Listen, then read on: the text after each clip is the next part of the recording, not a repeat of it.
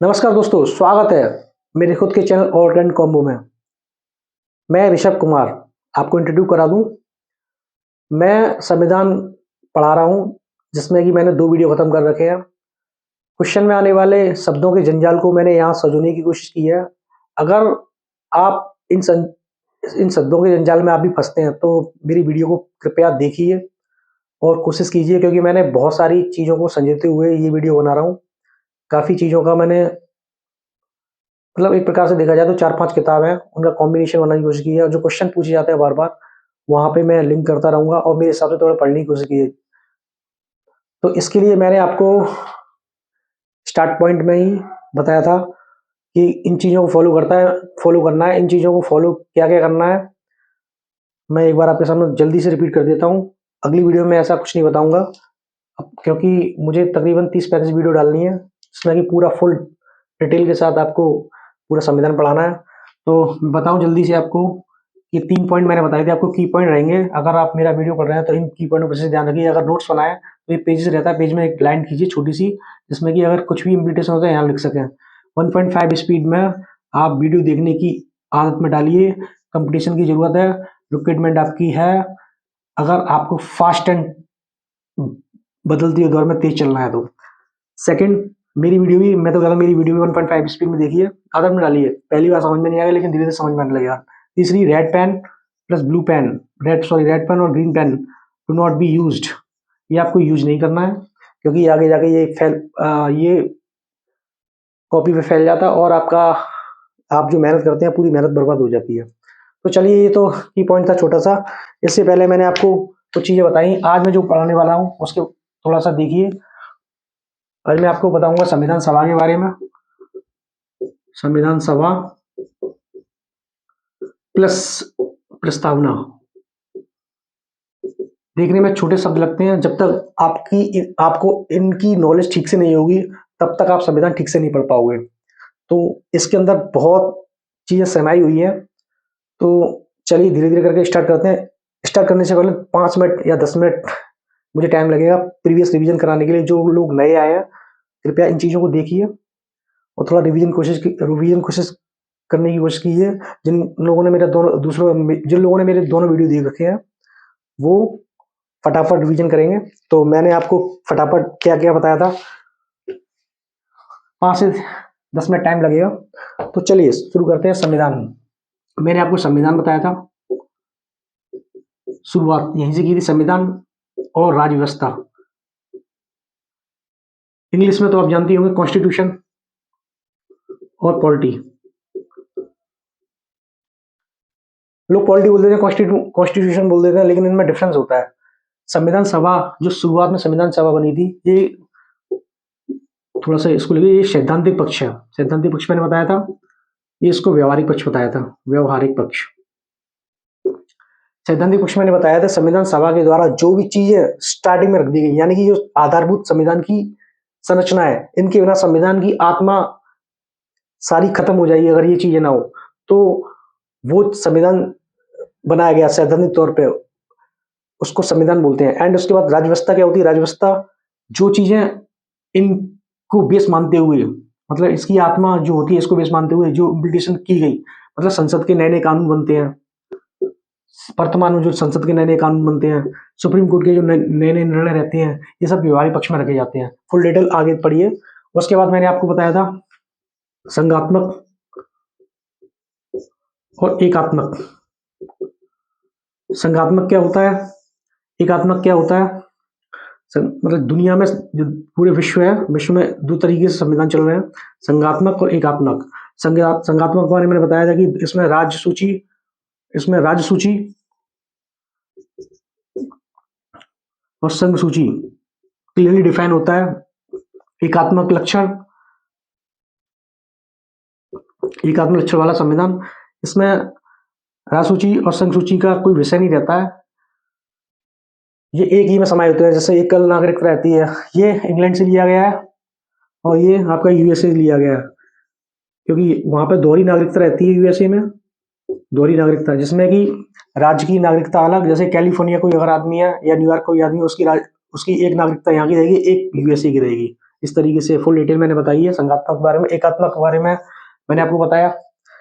नहीं समझ में आ रहा होगा, जो लोग नए हैं उनको नहीं समझ में आ रहा होगा, लेकिन मैं फटाफट आगे सिलेबस भी खत्म करना है, उसका नेक्स्ट स्टार्ट करते हैं। मैंने बताया कोई भी देश कैसा होता है, अगर देश की परिभाषा दी जाए, देश के अंतर्गत 4 पॉइंट बताए थे। एक निश्चित भूभाग होना चाहिए, जनसंख्या होनी चाहिए, तीसरा आपका, फटाफट देख लीजिए इसको, मैंने सब डिटेल बता रखी है। जनसंख्या, सरकार होनी चाहिए, एक संप्रभुता होनी चाहिए। संप्रभुता अपने आप में एक बहुत बड़ा शब्द है। संप्रभुता खुद डिसीजन लेने की क्षमता, यानी किसी का दबाव ना रहे।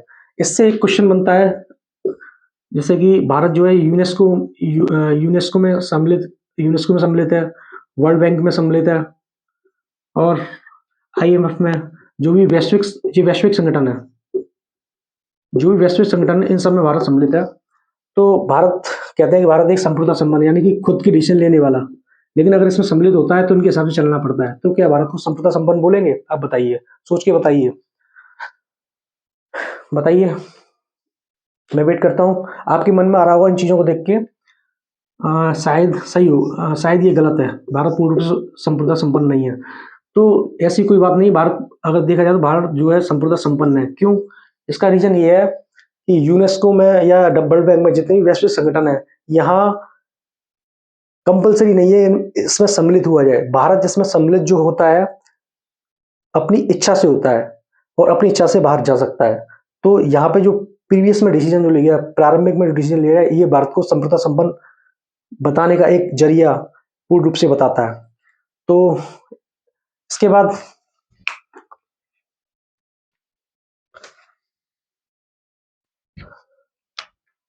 लिखित संविधान,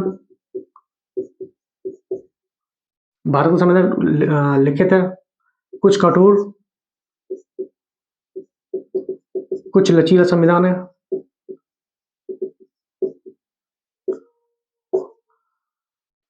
ये मैंने बता रखा था आपको। उसके बाद मैंने लोकतंत्र के प्रकार मैंने बताया आपको। लोकतंत्र के प्रकार 2 तरीके बताए, शक्ति के आधार पर, संस्था के आधार पर। शक्ति के आधार पर अध्यक्षीय शासन होता है,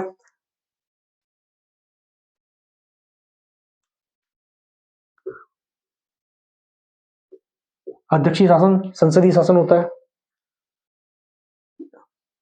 इसमें देश का प्रमुख, राज्य का प्रमुख, इसमें देश का प्रमुख अध्यक्षीय शासन होता है, जिसमें जैसे यूएसए में अध्यक्षीय शासन है, मतलब सब कुछ डिसीजन सरकार, देश का प्रमुख और राज्य का प्रमुख दोनों, यूएसए यानी कि दोनों डिसीजन राष्ट्रपति लेगा। यहाँ राष्ट्रपति सबसे मेन होता है। एक संसदीय शासन, इस शासन में राज्य का प्रमुख राष्ट्रपति रहता है, जो कि नाम मात्र का रहता है, और सरकार का प्रमुख प्रधानमंत्री होता है। इसके सभी की डिसीजन इसी से लिए जाते हैं। उसके बाद मैंने आपको बताया था कि भारत के संविधान के अंदर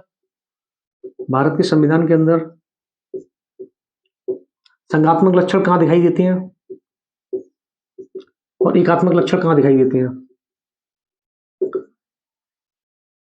जैसे कि संघात्मक लक्षण को मैं थोड़ा सा और बताऊं, जैसे कि संघात्मक लक्षण में अगर देखा जाए, यहाँ क्लियरली डिफाइन है, राज्य सूची अलग है, संघ सूची अलग है। तो और अगर दोनों सूचियां हैं तो इससे डिफाइन होता है कि दोनों विषय अलग अलग हैं, जो कि संघात्मक व्यवस्था को अवलोकित करते हैं। सेकंड, एक तो सूचियां वाला हो गया क्वेश्चन। सेकंड क्या हो गया, यहाँ सुप्रीम कोर्ट है। राज्य में और संघ में अगर लड़ाइयाँ होती हैं तो सुप्रीम कोर्ट बीच में आता है।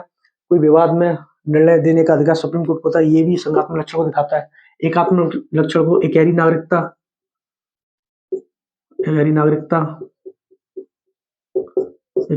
के अंदर रखा गया। एकात्मक लक्षण यहाँ से दिखाई देते हैं भारतीय संविधान में।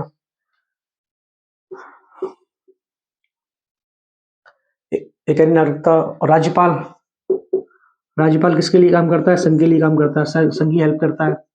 249 आर्टिकल सबसे इंपॉर्टेंट, ये मैं सब बता चुका हूँ आपको, ठीक है। भारत का संविधान क्या है, संघात्मक है एकात्मक है? मैंने आपको बताया था भारत का संविधान ना ही संघात्मक है ना ही एकात्मक है पूर्ण रूप से। तो इसके बारे में कहा जाता है संगात्मक में एकात्मक लक्षण भारत में दिखाई देते हैं, दोनों लक्षण है इसमें, यहाँ से डिफाइन होता है।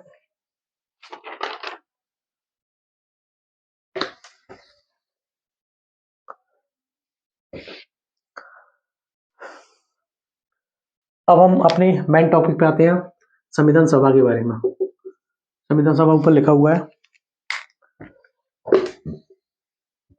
संविधान सभा के अंदर हम क्या पढ़ेंगे, भारत में एक संविधान होना चाहिए, इसका पहली बार विचार एक यहाँ पे मिशन आया था, कैबिनेट मिशन।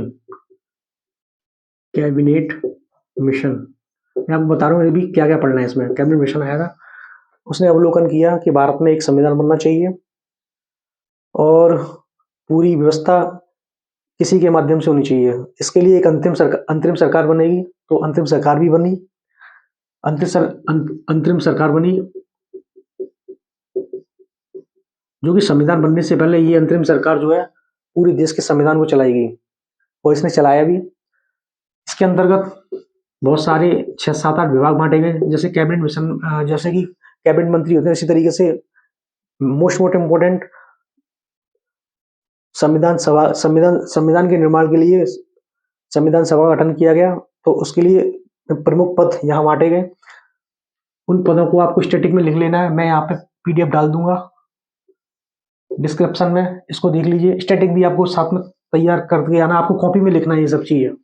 अंतरिम सरकार बनती है, अंतिम सरकार बनने के बाद इससे पहले यहाँ चुनाव होता है, इसका चुनाव की क्या क्या बातें, चुनाव के बारे में डिटेल आती है। अंतिम सरकार बनती है, अंतिम सरकार बनने के बाद संविधान बनता है।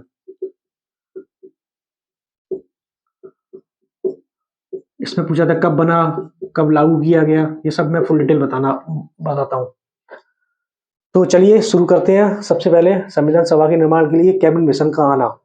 चलिए देखिए कैबिनेट मिशन, इसके बारे में डिटेल देखते हैं, बड़ा से लिख लेते हैं कैबिनेट मिशन।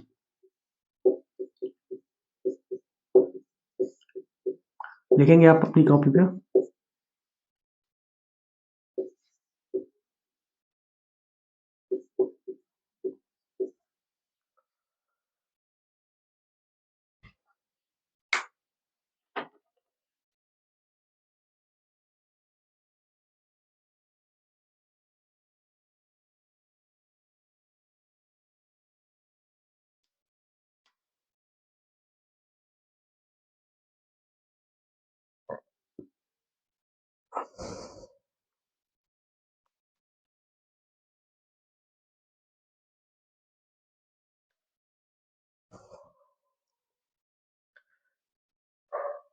सबसे इंपॉर्टेंट क्वेश्चन, कैबिनेट मिशन 24-19-46 को भारत में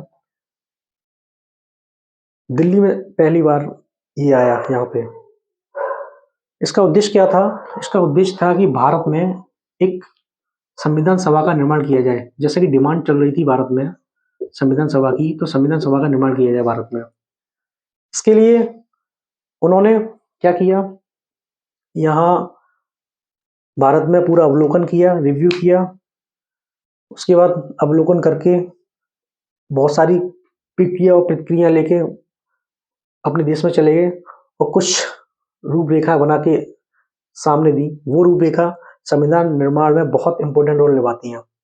तो कैबिनेट मिशन के अंदर 3 लोग आए थे, इनके नाम बड़े इंपॉर्टेंट हैं। ये 3 नाम है,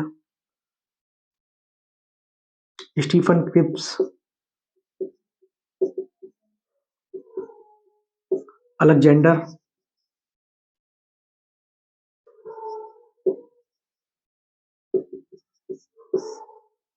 स्टीफन क्रिप्स, अलेक्जेंडर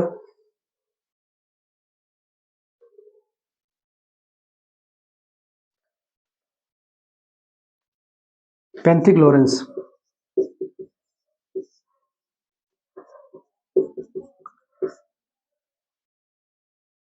ये जो मैंने शब्द लिखे हैं, इसमें थोड़ा सा शब्दावली में डिफरेंस हो सकता है। मैं आपको एक सीरीज में याद करा हूँ, क्रिप्स मिशन आया था ना 1942 में, ये वो वाले क्रिप्स मिशन वाले हैं। क्रिप्स, अलेक्जेंडर, लॉरेंस, आपको ये 3 सीरीज में याद रखने हैं। ठीक है, ये 3 लोग आए थे और ये 3 लोगों की एक कमेटी बनाई। कमेटी भारत में अवलोकन करने के लिए 24-19-46 में आई, जो कि इसका उद्देश्य भारत में संविधान सभा का निर्माण करना था। संविधान सभा का प्रथम बार विचार किसने किया? संविधान सभा भारत में होनी चाहिए।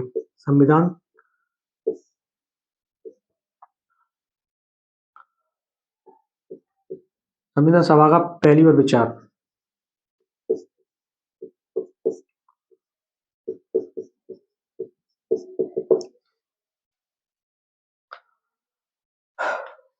एक वामपंथी नेता थे। वामपंथी क्या होता है बाद में बताऊंगा। वामपंथी नेता थे BN राव। BN राव ने संविधान सभा का पहली बार विचार प्रस्तुत किया।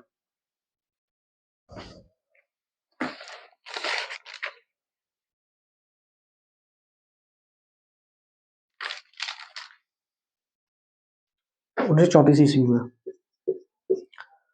बहुत इंपॉर्टेंट क्वेश्चन है ये सब चीज पूछे जाते हैं।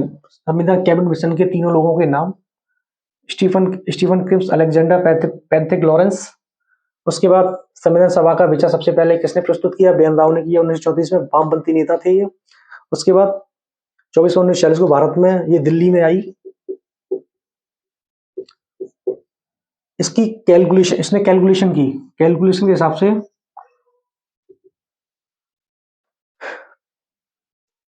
इन्होंने कहा एक संविधान सभा बनाई जाएगी। उतार लिया होगा, लिख लिया होगा, लिख सकते हैं आप। इनकी कैलकुलेशन के हिसाब से एक संविधान सभा बनाई गई।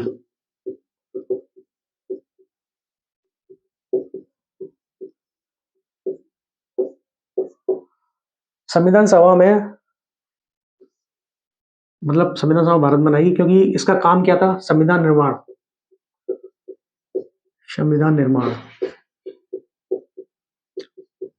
इसका काम संविधान निर्माण था। संविधान सभा बनाई गई, इसका काम संविधान निर्माण था।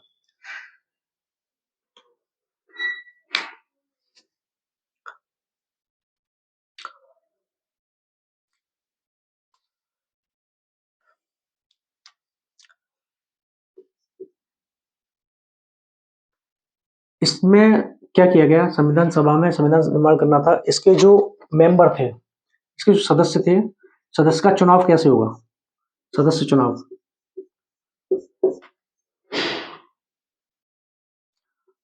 अप्रत्यक्ष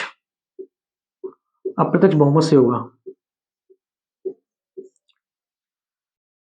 सदस्य का चुनाव अप्रत्यक्ष बहुमत से होगा। ये अप्रत्यक्ष बहुमत का जो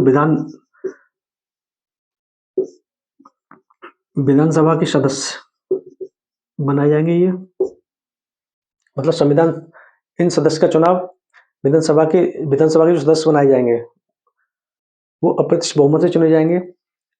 ये अप्रत्यक्ष बहुमत से चुने जाने के बाद ये जब तक संविधान ना बने तब तक ये संविधान सभा के रूप में काम करेंगे और यही कानून इन्हीं के जो कानून, नियम और लक्ष्य बनाए जाएंगे इन्हीं के द्वारा बनाया जाएगा। तो इस तरीके से संविधान सभा का निर्माण होता है।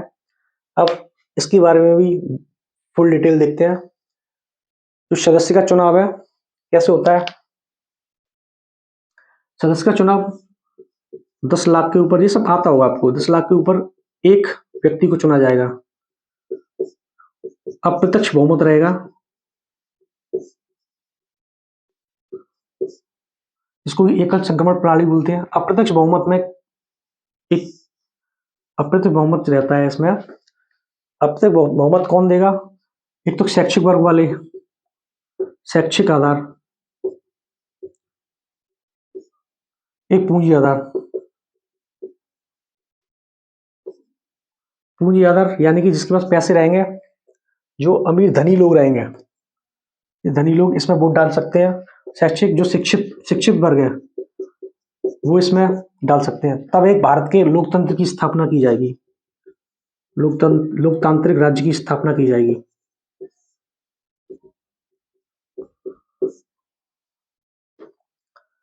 इसी के ऊपर एक व्हीलर थे। व्हीलर एक लेखक थे। उन्होंने कहा है कि बहुत बड़े संविधान जगह जगह देशों का इन लोगों ने इनने संविधान का अवलोकन किया तो भारत को एक नजर से देखा और कहा कि भारत लोकतंत्र तो है, मानते हैं, लेकिन अगर भारत को देखा जाए, भारत अपने आप को लोकतंत्र बताता है, तो भारत को अगर देखा जाए तो ये लोकतंत्र के रूप में एक भ्रम है। क्योंकि भारत को जो है, भारत के लोगों को जो अप्रत्यक्ष बहुमत से चुना गया था, अप्रत्यक्ष बहुमत से चुना गया था, नहीं चुना, अप्रत्यक्ष बहुमत से चुना गया था। इसलिए भारत में भारत अपने आप को लोकतंत्र तो कहता है, लेकिन क्या ये सत्य बात है कि भारत एक लोकतांत्रिक देश है? क्योंकि जो संविधान निर्माण किया था, संविधान सभा द्वारा संविधान का निर्माण किया गया, ये वो अप्रत्यक्ष बहुमत से किया गया था। समझ में आ रहा है? नहीं आ रहा? दोबारा बताता हूँ। मतलब जो एक व्हीलर नाम के व्यक्ति थे, उन्होंने कहा कि भारत एक लोकतांत्रिक देश अपने आप को कहता है। क्या ये सत्य है? मुझे लगता है ये भ्रम है। कैसे भ्रम है? क्योंकि भारत में जो संविधान सभा के लोग, यानी कि जो भारत का संविधान निर्माण कर रहे हैं, यानी पूरे देश को चला रहे हैं, इससे पहले एक प्रकार से पूरी राज्य व्यवस्था को संभाल रहे हैं, ये ये जो है, इनका जो चुनाव हुआ था अप्रत्यक्ष बहुमत से हुआ था, जिसमें कि पूंजी वर्ग के लोग थे और शैक्षिक वर्ग के लोग थे। क्या इसको क्या इस आधार पे क्या भारत को लोकतांत्रिक कहना ठीक रहेगा? उन्होंने ये बात बताई थी। इनका बार बार ये कथन पूछा भी जाता है। आपको क्या लगता है कि भारत को एक लोकतांत्रिक राज्य कहना अपने आप में सही है? तो सोच के बताइए, थोड़ा सोचिए, ये सही बात है कि गलत बात है? इन्होंने जो बात बोली थी, मैं आपको रिपीट करा देता हूँ थोड़ा सा। संविधान सभा निर्माण के लिए संविधान सभा का निर्माण किया गया, जिसमें कि संविधान निर्माण के लिए संविधान सभा का निर्माण किया गया, जिसमें कि सदस्यों का चुनाव अप्रत्यक्ष बहुमत से हुआ। अप्रत्यक्ष बहुमत होने के बाद विधानसभा के सदस्यों को चुना जाएगा। 10 लाख पे एक विधायक रहेगा, यानी एक व्यक्ति को चुना जाएगा, जिसमें कि अप्रत्यक्ष बहुमत रहेगा, जिसमें इसके दो आधार रहेंगे, पूंजी आधार पर, शैक्षिक आधार पर। शैक्षिक आधार पर शिक्षित लोग, धनी आधार पर धनी व्यक्ति। इसमें जैसे कि इसमें लोकतंत्र में, अगर लोकतंत्र व्यवस्था देखी जाए, लोकतंत्र में केवल कौन वोट डाल सकता है? आम जनता वोट डाल सकती है। यानी कि इन्होंने यही कहा था, आम जनता ने वोट तो डाला ही नहीं, तो भारत कैसे लोकतांत्रिक देश हो गया, बताइए। तो आपको अगर इसका उत्तर लिखना हो तो किस तरीके से लिख सकते हैं? तो मैं आपको बता दूं कि भारत को लोकतांत्रिक कहना ठीक रहेगा, क्योंकि ये तो बात सत्य है कि भारत में जो पहली बार जो संविधान सभा के लोग चुने गए थे, वो अप्रत्यक्ष रूप से चुने गए थे। लेकिन 1952 में 1952 में जो चुनाव हुए 1952 में जो चुनाव हुए पहली बार, उस चुनाव में इसमें जो लोग चुने गए थे, वो दोबारा से, उस समय तो ये वाला अप्रत्यक्ष बहुमत ना होकर प्रत्यक्ष बहुमत था, जिसमें कि आम जनता ने, जो इस समय चुनाव होता है, इस तरीके आम चुनाव होता है, इस तरीके से उन्होंने वोट दिए। तो इसमें जो चुने गए थे वो ही दोबारा खड़े हुए, और सभी लोग 80 से 85% लोग जीते। तो इस आधार पर इनका जो कथन है, ये पूर्णतः एक गलत कथन है। भारत को लोकतांत्रिक कहना गलत है। इसलिए भारत को पूर्ण रूप से कहा जाए तो ये लोकतांत्रिक देश है। और जो इसके बाद जो नॉमिनेट किए गए जितने भी विधायक या जितने भी सभा के लोग नॉमिनेट किए गए बाद में 1952 के चुनाव में, वो सभी लोग जीते, 95% लोग जीते। तो इस आधार पर कह सकते हैं कि भले ही बना दिए गए थे, लेकिन लोकप्रियता के आधार पर फिर दोबारा से ये लोग जीते। इस तरीके से अगर यहाँ से लिंक किया जाए तो ये लोकतांत्रिक देश है, जो कि भारत को एक लोकतंत्र देश बनाने का पक्का सबूत देता है, जो कि विलय कथन को यहाँ नकारता है।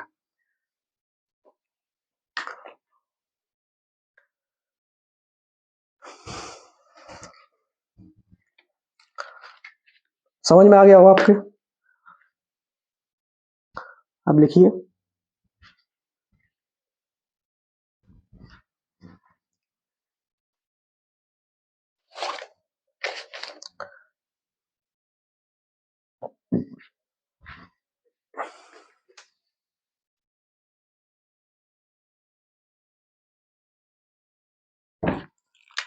कैबिनेट मिशन प्रस्ताव ने कैबिनेट मिशन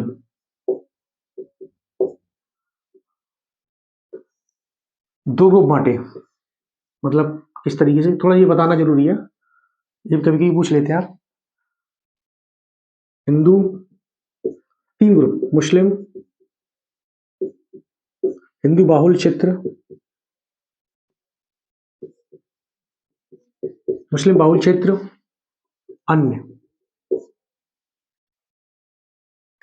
कैबिनेट मिशन ने अगर संविधान सभा बनाई जाएगी तो जो नॉमिनेट किए गए तो उसमें 3 तरीके से उन लोगों ने डिवाइड किया है, हिंदू, मुस्लिम और अन्य डिवाइड किए गए, जिसको group A, group B, group C बोलते हैं।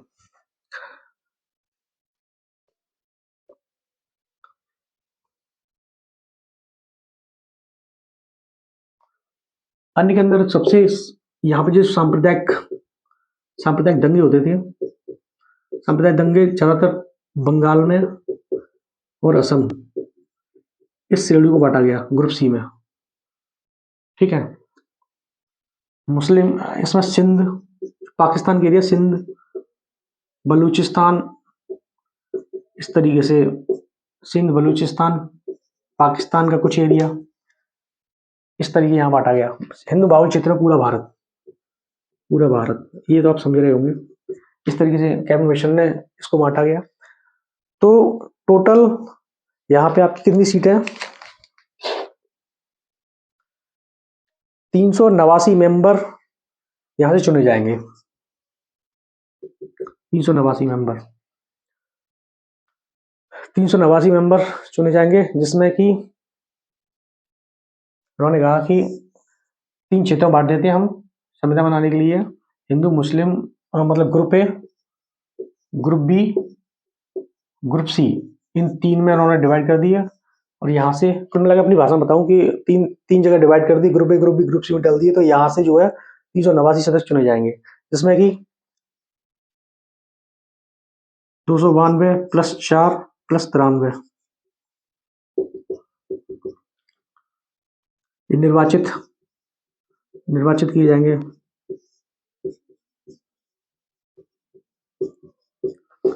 प्लस 296, इसमें टोटल 15 महिलाएं थी। सबसे इम्पोर्टेंट 15 महिलाएं संविधान सभा में। तो 292 में और 4 292 ये ब्रिटिश क्षेत्र कहलाई, ये कमिश्नरी क्षेत्र, 4 ब्रिटिश क्षेत्र, 292, 93 देसी रियासत है।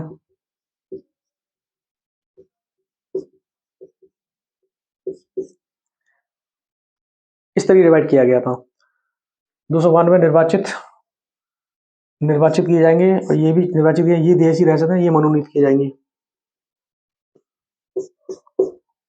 इसमें ब्रिटिश क्षेत्र 292 रहेंगे, कमिश्नरी 4 रहेंगे, जिसमें दिल्ली,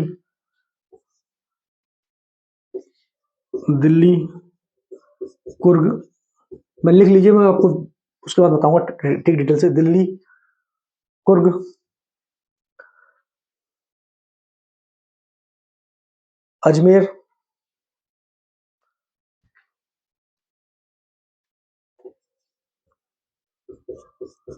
बलूचिस्तान। ये घोच हो गया। मैं थोड़ा बता दूं आपको कि कैबिनेट मिशन आया, उन्होंने कहा कि टोटल 389 लोगों का चुनाव होगा, जिसमें कि टोटल 296 निर्वाचित किए जाएंगे, जिसमें कि 292 का जो चुनाव होगा वो ब्रिटिश क्षेत्र में होगा, और 4 जो क्षेत्र हैं वो कमिश्नरी क्षेत्र हैं, जिसमें कि दिल्ली, कुर्ग, अजमेर और बलूचिस्तान 4 ये क्षेत्र होते हैं, जिसको कि कमिश्नरी क्षेत्र में आते हैं।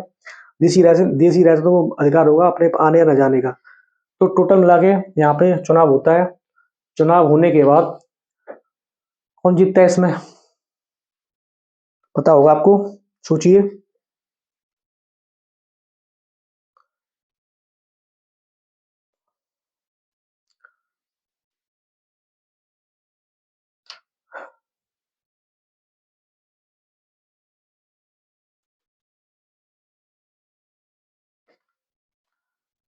दो सौ 96 सीट में से कांग्रेस को 208 सीटें मिली, 73 सीट मुस्लिम लीग को मिली। उसके बाद संविधान सभा का निर्माण किया गया, कुछ यहाँ अधिवेशन भी किए गए, जिसमें कि मुस्लिम लीग ने इसका विरोध किया। ये हिस्ट्री में चले जाते हैं, ये अलग क्वेश्चन है। मेरा सब उद्देश्य यहाँ पे बताना था कि कैबिनेट मिशन ने 3 ग्रुप बांटे, group A, group B, group C, जिसमें कि हिंदू मुस्लिम बाहुल क्षेत्र, मुस्लिम बाहुल क्षेत्र, अन्य अन्य मुस्लिम बाहुल क्षेत्र में, जो कि सबसे ज़्यादा दंगे होते हैं, जिसमें बंगाल और असम रहता था। उसके बाद 389 सीटों पे वोट होते हैं, जो कि अप्रत्यक्ष अप्रत्यक्ष निर्वाचन द्वारा होती है। अप्रत्यक्ष में बता चुका हूँ फुल डिटेल। ये डायरेक्ट इसमें शिक्षा के आधार पे, और धनी व्यक्ति सिर्फ वही वोट दे सकते थे। और ये जिसमें 292 सीटें जो डिवाइड की गई, 392 सीटें ब्रिटिश क्षेत्र कहलाते थे। 4 क्षेत्र कमीशनी क्षेत्र दिए गए, 93 देसी रियासत वाले सीट दिए गए, 296 टोटल मिला के 296 में 208 चीज कांग्रेस जीती, 73 मुस्लिम सीट जीती। उसके बाद इनके अधिवेशन हुए। पहले अधिवेशन में तो पहले तो ये मानती नहीं है, उसके बाद में मान जाती है, लेकिन फिर बाद में पाकिस्तान की मांग को लेकर ये अलग अलग हो जाते हैं। फिर लड़ाइयाँ होती हैं, काफी लड़ाइयाँ होती हैं। एटलीस्ट मुस्लिम अलग हो जाता है, पाकिस्तान की मांग करता है। चलिए, ये आपको समझ में आया होगा।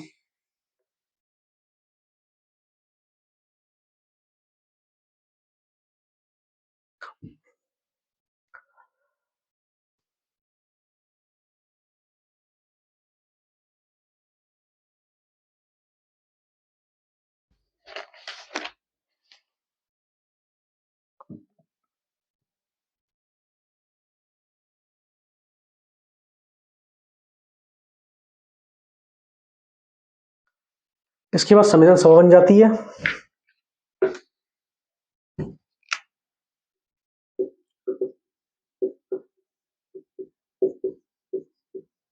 संविधान सभा बन जाती है। संविधान सभा बन के तैयार हो गई। इसका काम क्या था? जब तक की सरकार ना बने भारत में, जब तक कि आम चुनाव ना हो, तब तक ये पूरे देश का कानून, नियम, लक्ष्य और कानून, मैंने 3 चीज बताई थी ना, कानून बनाने कार्य संविधान सभा ही संविधान सभा ही कार्यरत रहेगी यहाँ पे। तो अब ये काम करती है संविधान सभा, संविधान निर्माण करेगी।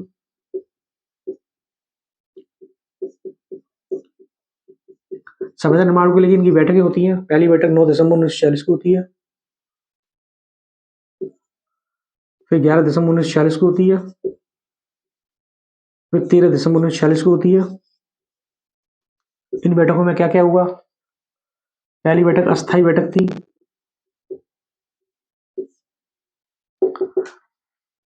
ये स्थायी बैठक थी। यहाँ उद्देश्य का, जो कि संविधान का सबसे मोस्ट इंपोर्टेंट, जिसको प्रस्तावना बोलते हैं, यहाँ पारित की बात की गई पहली बार जवाहरलाल नेहरू द्वारा।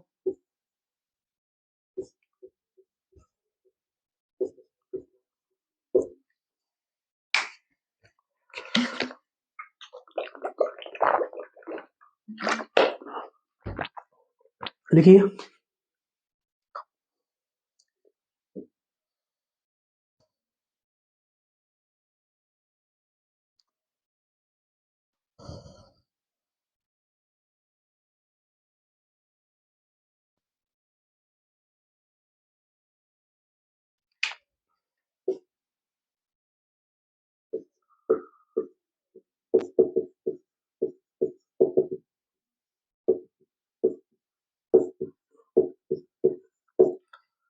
चौबीस जनवरी 1950 को अंतिम बैठक इसकी हुई। यहाँ 11 दिसंबर को जो स्थायी बैठक हुई, राजेंद्र प्रसाद अध्यक्ष थे इसमें। ये सब पूछते हैं। 9 दिसंबर को कौन था अस्थायी बैठक में? इसके अध्यक्ष कौन थे? अस्थायी रूप से बनाए गए सच्चिदानंद सिन्हा थे। क्या हम थे? आप बताना है, कमेंट करना है। 11 दिसंबर 1946 को स्थायी राजेंद्र प्रसाद अध्यक्ष बनाए गए। 13 दिसंबर को देश का प्रस्ताव जवाहरलाल नेहरू द्वारा प्रस्तुत किया गया। यहाँ पारित नहीं हुआ, प्रस्तुत किया 13 दिसंबर को। इसकी अंतिम बैठक संविधान सभा की 24 दिसंबर 1950 को होती है। और इसके संवैधानिक सलाहकार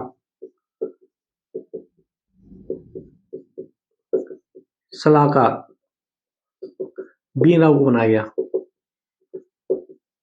संविधान सलाहकार का मतलब कि इनसे कहा गया आप जाइए, सब देशों के संविधान को देखिए, चेक कीजिए किस चीजों को रखना है, किन चीजों को नहीं रखना है, आपके अंडर में रहेगा। इन्होंने फिर इनकी इनकी देख रेख में एक प्रारूप समिति बनाई गई। प्रारूप समिति जिसमें कि इसके अध्यक्ष डॉक्टर भीमराव अम्बेडकर बनाए गए, अम्बेडकर जी बनाए गए। इसमें 7 मेंबर थे। इनकी देखरेख में संवैधानिक सलाहकार जो BN राव थे, इनकी देखरेख में प्रारूप समिति बनी। इन्होंने पूरे संविधान पर पूरा कार्यक्रम किया और अम्बेडकर को मिलाकर टोटल 7 लोग इसमें थे। यही संविधान का पूरा रिव्यू करती है। इसकी फिर बैठकें होती हैं, प्रथम बैठक, द्वितीय बैठक, तृतीय बैठक, जिसमें वाचन होते हैं, प्रथम वाचन, द्वितीय वाचन, तृतीय वाचन, इस तरीके से कई बैठकें होती हैं। और बैठकों में प्रथम वाचन, द्वितीय वाचन, तृतीय वाचन होता है। तृतीय वाचन में कुछ चीजें अपने देश के लिए उस समय की कंडीशन को देखते हुए, भविष्य की कंडीशन को देखते हुए कौन सही है कौन सी गलत है, तो प्रथम वाचन में इस चीज पर डिस्कशन किया गया। सेकंड वाचन में धीरे धीरे डिसाइड किया गया कि किन चीजों को हटाना, किन चीजों को रखना है। सेकंड वाचन में ये डिसाइड किया। तीसरे वाचन में जो भी अशुद्धियां थी वो अशुद्धियां दूर की गई। उसके बाद ये आपका संविधान सभा बनकर तैयार हो जाती है।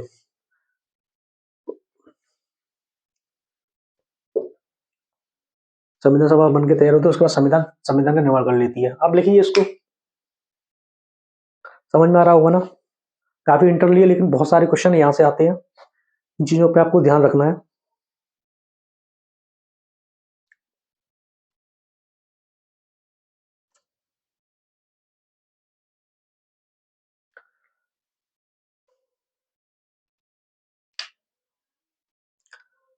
संविधान निर्माण के लिए बहुत सारी समितियों ने कार्य किया।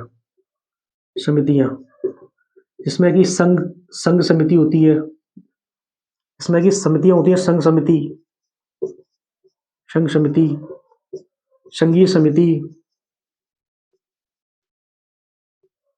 इस तरह की 6-7 समितियां होती है। मैं उसकी लिस्ट आपको दे दूंगा, लेकिन आपको ये सब कॉपी बनाना है। कॉपी मैंने बताया था किस तरीके से बनाना है आपको। जितना भी मैं स्टैटिक बताया करूं, आपको 1-1.5 घंटे मेहनत करनी पड़ेगी। ये बनाना है, ये चिपकने वाला था, तो छोटे छोटे लिख के उस पेज को उसी ऊपर चिपका लेना है टॉपिक के सामने, जिससे कि किसी भी कॉपी की जरूरत ना पड़े। मेरा पढ़ाया हुआ सब सारी डिटेल आपके सामने आ जाए। ठीक है ना, दिख रहा है ना आपको।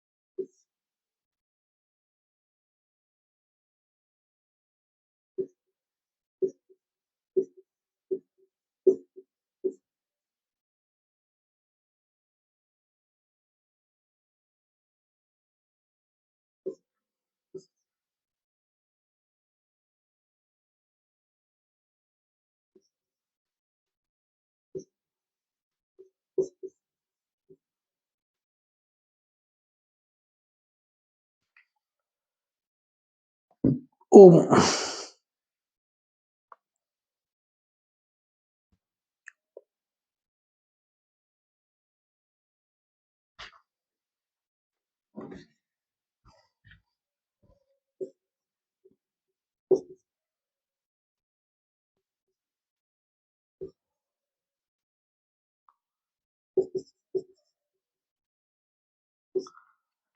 अंत में सारे वाचन होने के बाद संविधान को जो है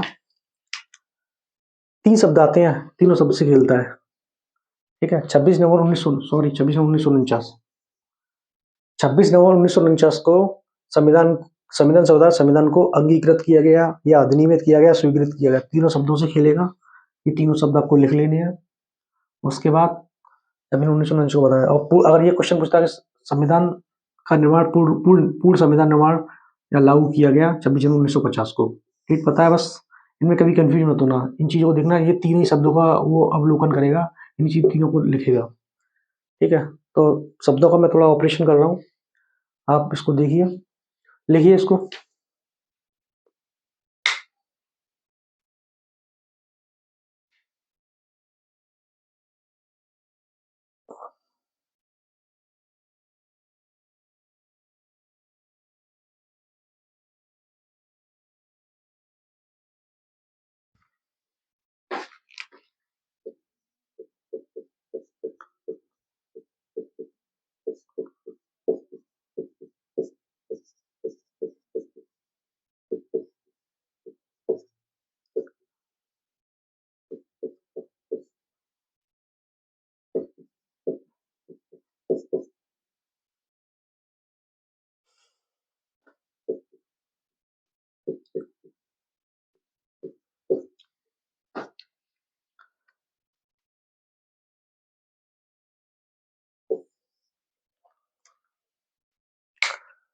संविधान सभा द्वारा जो है 26 जनवरी ही क्यों चुनी गई, इसका एक रीजन था जवाहरलाल नेहरू द्वारा।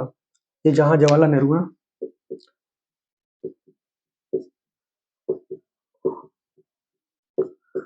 जवाहरलाल नेहरू द्वारा पूर्ण स्वराज्य दिवस 26 जनवरी 1930 को बनाने का उन्होंने संकल्प लिया था और बनाया था। इस कांग्रेस का लाहौर अधिवेशन दिसंबर 1929, जितने भी कांग्रेस के अधिवेशन होते दिसंबर में होते थे, और विशेष अधिवेशन होते थे वो बीच में कर लिए जाते थे। जैसे 1920 में जो अशोक आंदोलन हुआ था, उसके 2 अधिवेशन हुए थे। ऐसे बीच-बीच में जब ज़रूरत पड़ती थी, बीच में अधिवेशन रख लेते थे ये लोग। थोड़ा-सा बता रहा हूँ हल्का-सा, अगर याद मतलब आप पढ़ रखे होंगे, थोड़ा-सा आपको इस मेमोरी में याद रखना है कि दिसंबर में सब अधिवेशन, कांग्रेस के अधिवेशन होते थे। तो दिसंबर 1929 में लाहौर अधिवेशन होता है। उस अधिवेशन में पूर्ण स्वराज दिवस जवाहरलाल नेहरू बनाने की कोशिश करते हैं, और उन्होंने बनाया भी 26 जून 1930 को, और कहा अगर भारत अगर आज़ाद होता है, अगर भारत का संविधान बनता है या भारत संविधान बनता है, जो अगर भारत संविधान लागू किया जाएगा तो 26 जनवरी को ही किया जाएगा। इसीलिए 26 जनवरी को ये दोनों कोइंसाइड करते हैं, जिससे कि 26 जनवरी ये डेट भारतीय संविधान की पारंपरिक दृष्टि को रखते हुए ये 26 जनवरी ले ली गई। तो ये आपको समझ रहा है, इनका इसका लिंक समझ में आ रहा होगा ना? लिखिए इसको।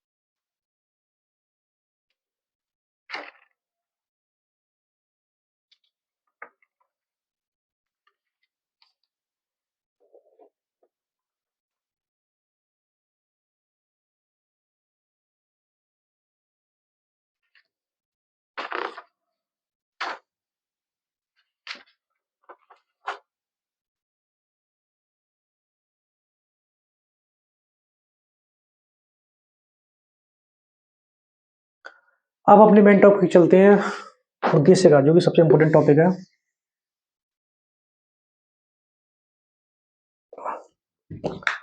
उद्देश्य का,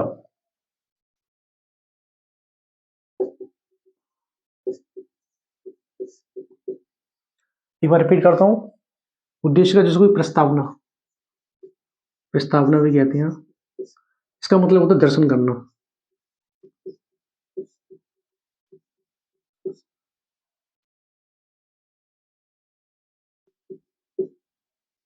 संविधान में अगर कुछ अस्पष्ट है,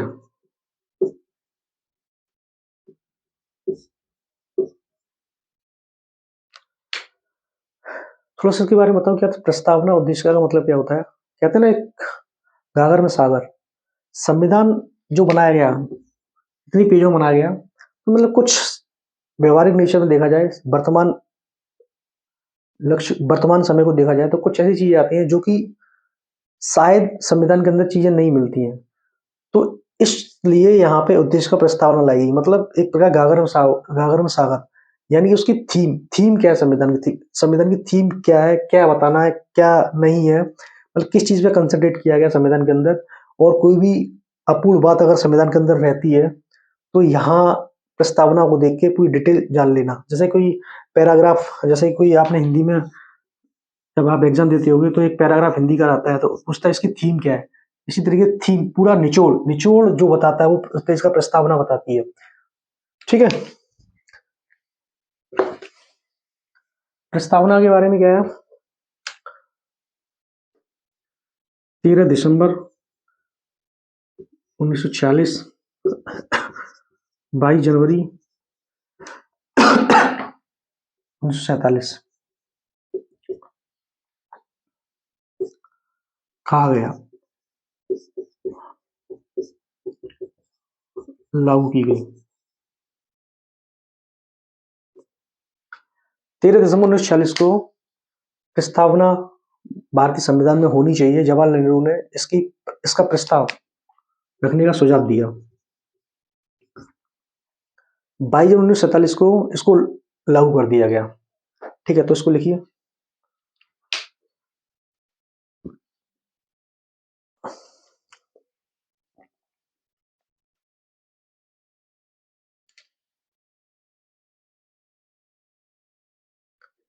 प्रस्तावना किस देश से ली गई है, ये अमेरिका से ली गई है। इसकी जो भाषा है ऑस्ट्रेलिया से ली गई है। प्रणेता कौन है,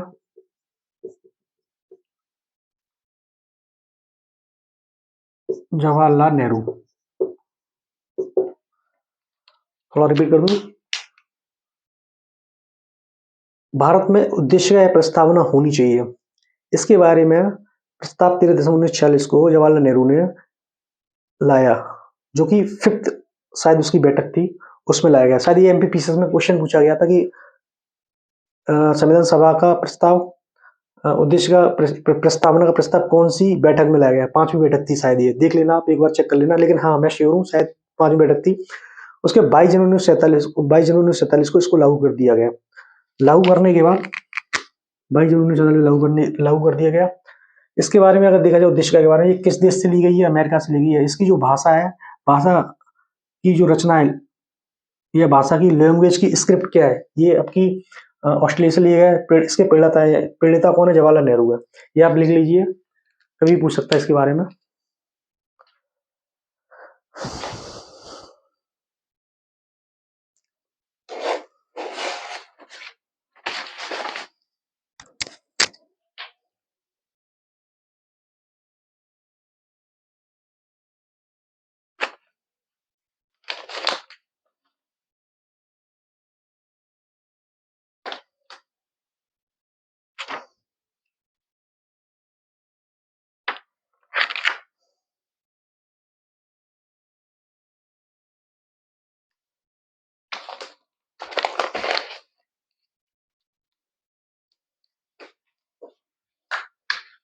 लिख लिया होगा, चलिए आगे चलते हैं।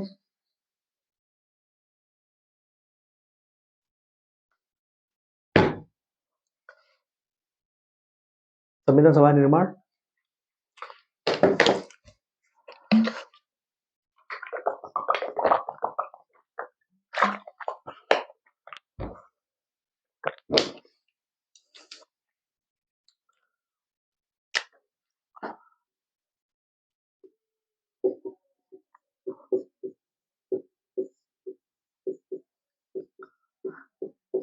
उद्देश्य क्या प्रस्तावना, अगर इसको हम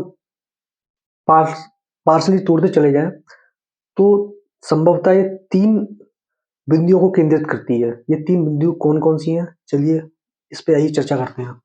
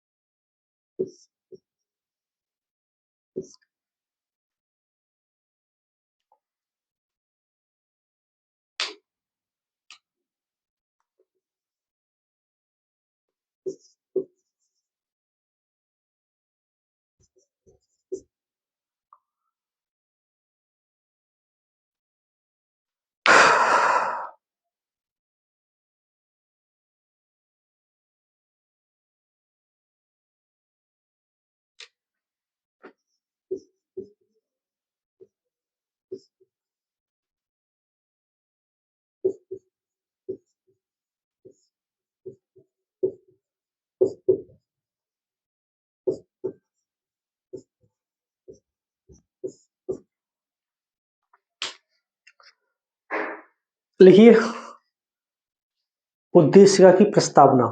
उद्देशिका या प्रस्तावना, तो अगर देखा जाए संविधान के अंदर झांक के देखा जाए, जैसे मन के झांक के देखा जाए, अगर व्यू किया जाए, उसकी थीम निकाली जाए, तो संविधान के अंतर्गत ये सत्ता का स्रोत, यानी कि संविधान का स्रोत क्या है। संविधान ज्यादातर, मतलब संविधान जो बनाया गया किसके लिए बनाया गया है, ज्यादा कंसंट्रेट किस पे किया गया है। सेकंड, सत्ता का स्वरूप किसके लिए बनाया गया है, और जो बनाया गया है किन चीजों पे फोकस ज्यादातर किया गया है। कोई अगर राज्य या कोई देश है तो उसके लिए कौन कौन सी व्यवस्था होनी चाहिए जिससे कि एक हेल्दी राष्ट्र बन के तैयार होगा। शासन सत्ता का लक्ष्य, इसका कुल मिला के इसका लक्ष्य क्या है, ये सारी चीजें इसमें बताई गई हैं। ठीक है, एक चीज है आपको स्टैटिक में, सबसे पहले आपको ना एक शब्द भारत, हम भारत के लोग भारत को भारत को एक प्रभुता संपन्न लोकतांत्रिक गणराज्य बनाने की कृपा करेंगे। देश के राजनीतिक, सामाजिक, राजनीतिक लक्ष्य हैं, जो प्रस्तावना दी गई है वो आपकी कॉपी पे पूरी एक पेज पे उतरी होनी चाहिए, क्योंकि अगर ये आपको उतरी होनी चाहिए और बार बार रिपीट होना चाहिए। एक चीज और मैं आपको बताऊं कि आप एक काम कीजिए, जैसे कि आप पढ़ते होंगे, पढ़ते पढ़ते क्या करते होंगे कि आप सोचते होंगे कि चलो एग्जाम आएगा उससे पहले ही पढ़ लेंगे। तो क्या होता है कि एग्जाम जब आता है तो इतना सारा मेटेरियल हो जाता है कि आप स्किप करते चले जाते हैं। जब क्वेश्चन आता है तो कंफ्यूज होते रहते हैं। तो मेरा एक छोटा सा सजेशन ये है, आप जब भी पढ़ें तो डिसाइड कर लीजिए, चाहे छुट्टी हो चाहे ना हो, जो भी नोट्स बनाया आप उसको 4 या 5, मान के चलिए आपको 10 पेज पढ़ने हैं। पूरे दिन में 10 पेज तो पढ़ ही सकते हैं यार, कुछ नहीं करते, 10 पेज पढ़ते चली जाइए रोजाना।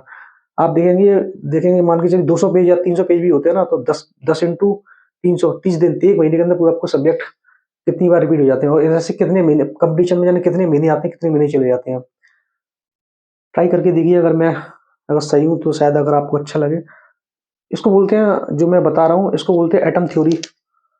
जो कोई एटम होता है ना, एटम धीरे धीरे पार्टिकल धीरे धीरे मिला के पूरा एक एटम बन जाता है। इसी तरीके से अगर धीरे धीरे ना आप डिसाइड कर लें कि 10 पेज पढ़ना है, 15 पेज पढ़ना है, 15 पेज, मैं 15 पेज पढ़िए मत, 10 पेज बहुत है। 10 इंटू, अगर 200 भी पेज है ना, तो 10 इंटू 20 दिन के अंदर आप ना सब्जेक्ट को खत्म कर लेंगे। कंसंट्रेट करते जाइए, फट जाइए, और इतना अच्छा समझ में आएगा ना कि पूछिए मत।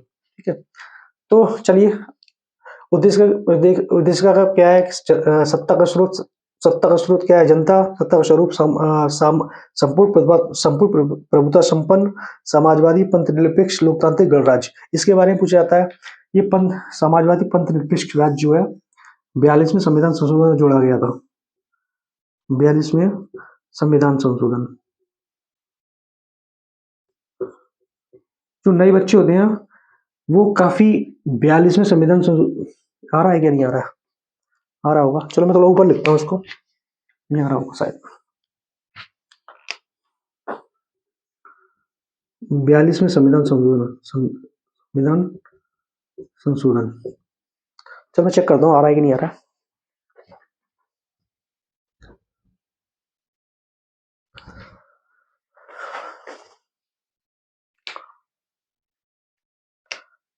यहाँ ये लिख देता हूँ, 42वां संविधान संशोधन और 46वां। तो इसकी डेट 1976 है, इसकी 1978 है। तो कभी कभी लोग नए नए 4244वां, ये 4244वां सबसे मतलब भारत का एक छोटा सा, इसके बारे में कहा जाता है इतना बड़ा संविधान संशोधन हुआ था कि इसको भारत का छोटा सा संविधान बोलते हैं। तो कभी कभी क्या होता है कि जो नए नए स्टूडेंट हैं याद करते हैं तो कभी कभी इनकी डेटों में थोड़ा कंफ्यूज हो जाते हैं। डेट याद करने के लिए बस मैं आपको छोटी सी ट्रिक बता रहा हूँ कि 4 में 2 जोड़ दीजिए 6, 69, 6 इतना तो सेम सेम रहता ही है। 4 में 4 जोड़िए 8, ये ध्यान रखिए, ठीक है। तो आप कभी भूलेंगे नहीं, इसको मेमोराइज कीजिए और रिपीट मारते रहिए। अगर ऐसा करते हैं तो याद रहेगा ये। मैंने यही ट्रिक बनाई तो मैं कभी भूलता नहीं इसको।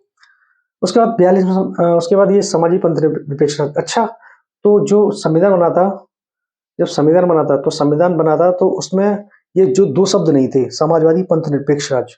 इससे पहले इसमें शब्द थे संपूर्ण प्रभुता संपन्न, लोकतांत्रिक गणराज्य, लोकतांत्रिक गणराज्य, लोकतांत्रिक गणराज्य, संपूर्ण प्रभुता संपन्न लोकतांत्रिक गणराज्य।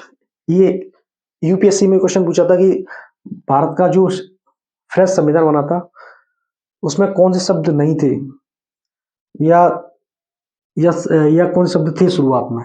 संपूर्ण प्रभुता संपन्न गणतांत्रिक लोकतांत्रिक गणराज्य, ठीक है। ये था समाजवादी पंथ निरपेक्ष, ये बाद में 42 संविधान संशोधन जुड़ा गया।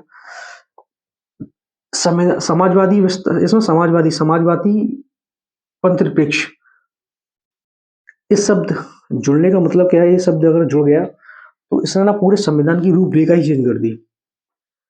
इसके ऊपर बहुत सारे डिबेट भी चलने लगे, कैसे मैं आपको बताऊंगा, लेकिन बता दे रहा हूँ। इसी पे बेसिस होते हुए एक बेरुवादी केस हुआ, बेरुवादी केस, एक बेरु एक यहाँ बेरुवादी केस हुआ, केशवानंद भारती केस हुआ, बेरुवादी केस, केशवानंद भारती केस,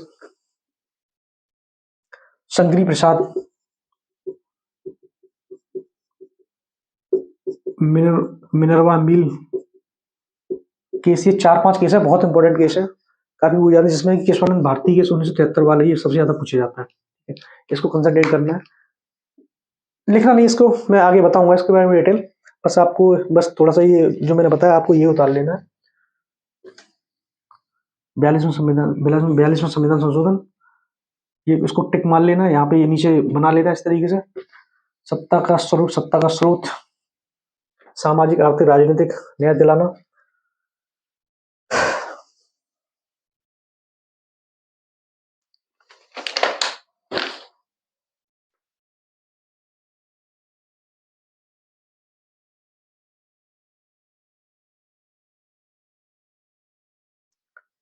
अब हम क्या करेंगे, सत्ता का स्वरूप तो जनता ही है ना, ये कॉमन शब्द है। सत्ता का स्वरूप, सत्ता का लक्ष्य सामाजिक, सामाजिक मतलब समाज में, अगर समाज का देखा जाए तो समाज को 3-4 तरीके से डिवाइड कर सकते हैं। बता रहा हूँ आपको, जैसे कि आप इन चीजों पर ध्यान रखिए जिनका तैयार है थोड़ा बहुत। इनकी पॉइंट को जब भी समाज की बात की जाए तो उस समय वर्ग विभाजन कैसा था, जैसे कि ब्राह्मण वैश्य क्षत्रिय शूद्र, इस तरीके से वर्ग विभाजन डिसाइड किया गया है। थोड़ा मैं हिस्ट्री में जा रहा हूँ, लेकिन इससे आपको फायदा मिलेगा। उसके बाद स्त्रियों की दशा कैसी थी, इतनी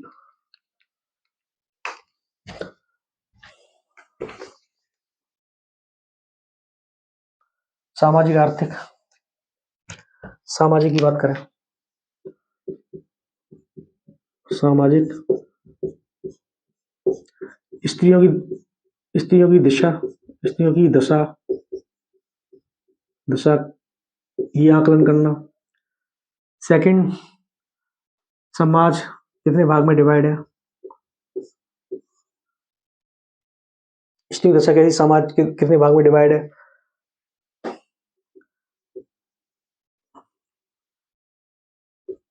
मानववादी सोच है कि नहीं, मानववादी सोच यानी कि समृद्धि नहीं, एक विकास, विकास जिसमें कि हर तरीके से शिक्षा, शिक्षा किस तरीके दी जा रही है ना। राजनीतिक व्यवस्था कैसी है, और जैसे कि राज मान के चलिए, जैसे कि मैंने बताया ना आपको, भारत को इस समय बोलते हैं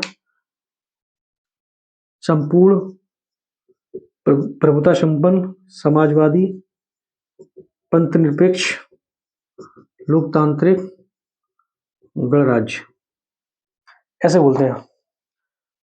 ये तो लिख रखा है ना आपको, उसको देख लीजिए जिसमें लिख रखा है, वो कॉपी को देख लीजिए कि संपूर्ण प्रभुता संपन्न समाजवादी पंथ निरपेक्ष लोकतांत्रिक गणराज्य, ये 4 चीज़ हैं। अगर मैं जैसे कि मौर्य वंश ले लो या आपका जो भी पुराने वंश है, तो वहां पे अगर देखा जाए तो वो क्या थे, संपूर्ण प्रभुता संपन्न थे, मतलब सब डिसीजन खुद लेते थे। समाजवादी, वो समाजवादी नहीं थे, वो राजतांत्रिक थे, राजतांत्रिक, राजतांत्रिक व्यवस्था। और पंथ निरपेक्ष भी नहीं थे, वो निरंकुश थे।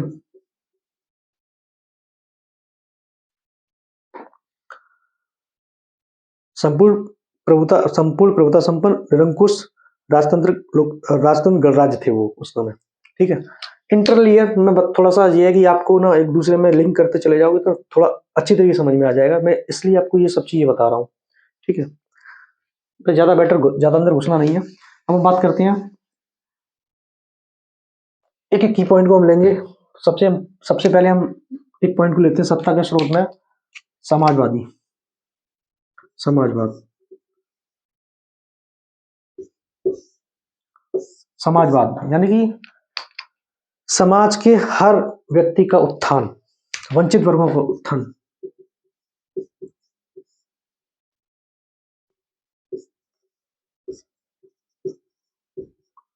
अब ये वंचित वर्ग कौन होता है, ये शब्द भारत के लिए मान्य है।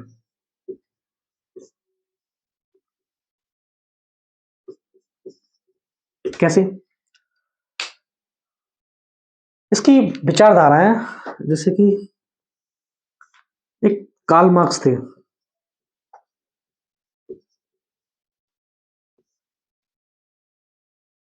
यहां हम डालेंगे साधन लोकतांत्रिक समाजवाद।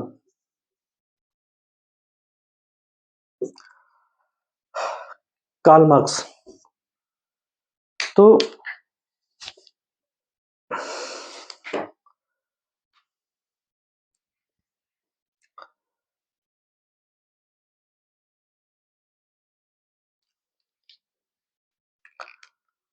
चलिए इसको थोड़ा समझते हैं।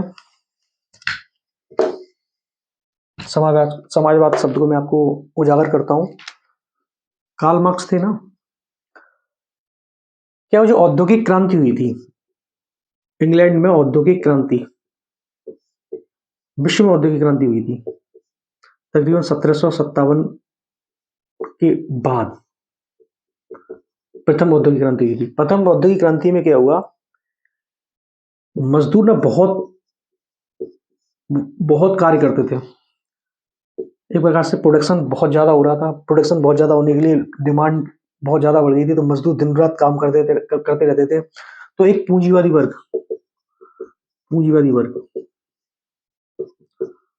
मतलब पैसे का संकेंद्रण इधर होने लगा, पैसा इस तरफ आने लगा, बहुत ज्यादा पैसा इस तरफ आने लगा, तो मजदूरों का शोषण होता, लेकिन इनके बारे में कोई बात नहीं करता था।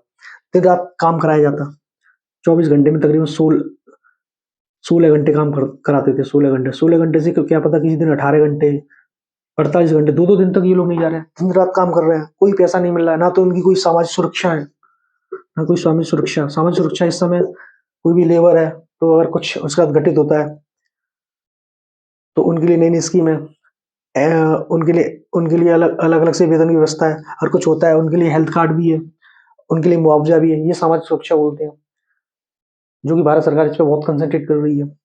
इनका मतलब एक प्रकार से कोई भी ऐसा कुछ नहीं था जैसे कि कोई इनके बारे में सोचे। तो कार्ल मार्क्स ने कहा कि जितनी भी पूंजी थी ना, सब केंद्र इस तरफ होती जा रही थी।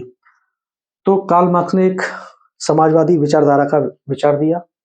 उन्होंने कहा कि समाज में ना हर वर्ग का उत्थान होना चाहिए, मतलब समाज में जितने भी वर्ग है ना, वो एक मान के चलिए, ये आपका मजदूर है, ये आपका धनी व्यक्ति, पूंजीवादी वर्ग पैदा हो गया, तो इनका काम था कि इसको ना इक्वलिटी पे लाना। इन्होंने हर संभव प्रयास किया, कुछ डेफिनेशन दी, देख ले तो उन्होंने बहुत सारी डेफिनेशन दी, जिसको कि इन दो वर्गों को, ए और बी वर्ग को इक्वलिटी बनाना है। इस इक्वलिटी के लिए वो क्या करते थे। इसके लिए उन्होंने कहा साधन कौन कौन से अपनाने हैं। इसके लिए चाहे हिंसा करनी पड़े, यानी कि हिंसा करनी पड़े आपको, बस आप करिए। सबसे पहले क्या है कि आपको हिंसा करनी पड़े, अगर हिंसा कीजिए और उनकी संपत्ति जब्त करनी पड़े। सब अगर वो मान जाए, हिंसा का मतलब अगर वो मान जाए ठीक से तो ठीक है, अगर नहीं मानते तो हिंसा कीजिए। हिंसा करने के बाद आपको क्या करना है, आपको इक्विलिब्रियम में लाना है। ठीक है, आ रहा है ये।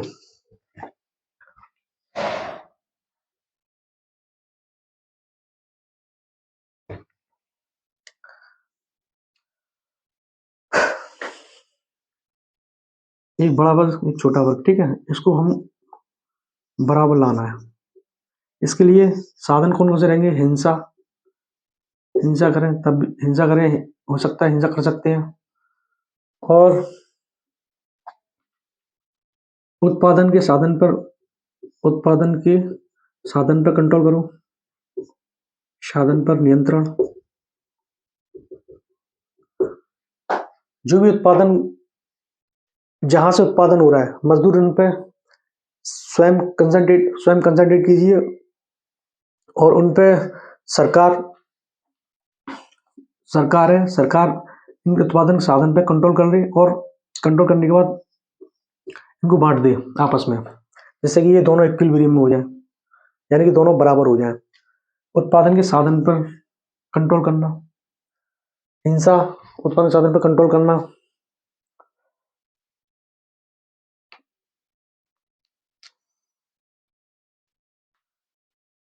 यहाँ व्यक्ति की तुलना में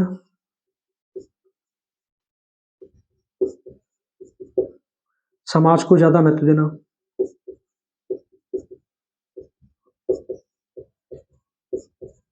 इसको कैसे समझेंगे, मैं थोड़ा सा बताऊं कि जब भारत आजाद हुआ था, थोड़ा सा डिस्कस बताऊं, जब भारत देश आजाद हुआ था तो वो अपनी अंग्रेज तो यहाँ से चले गए, तो जमीनें जो है बहुत बड़े बड़े लोगों के बीच में बांट के चले गए।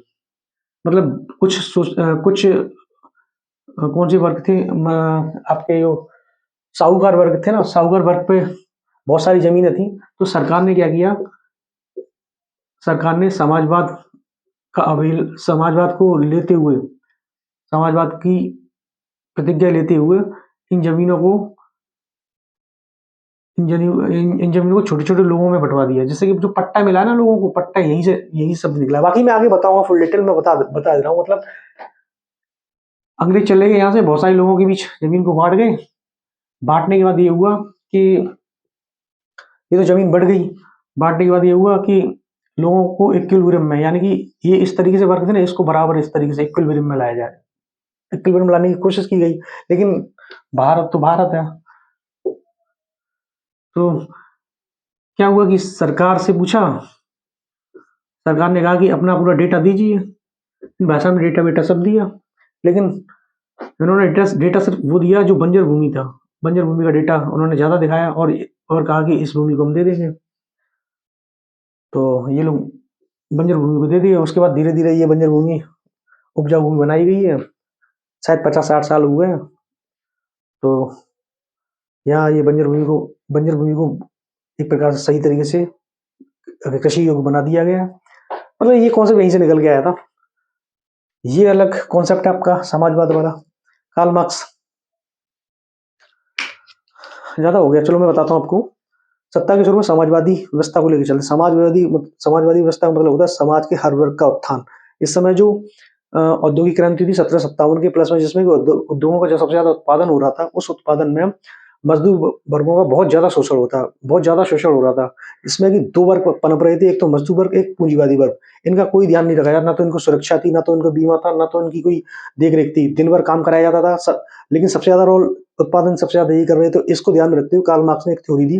कार्ल मार्क्स ने ये थ्योरी दी कि समाज का जो मेन वर्ग है, जो सबसे ज्यादा मेहनत करता है, हमें उसके बारे में सोचना चाहिए।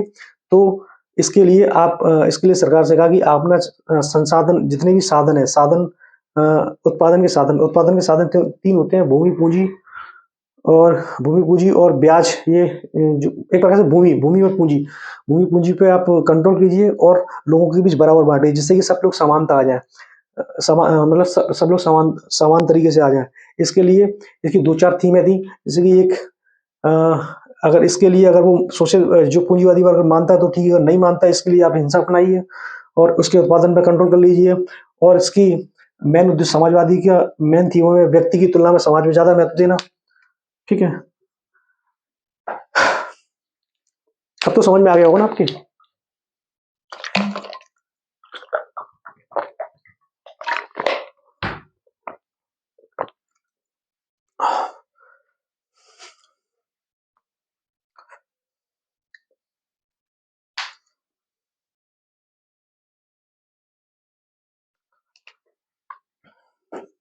शोषण की समाप्ति,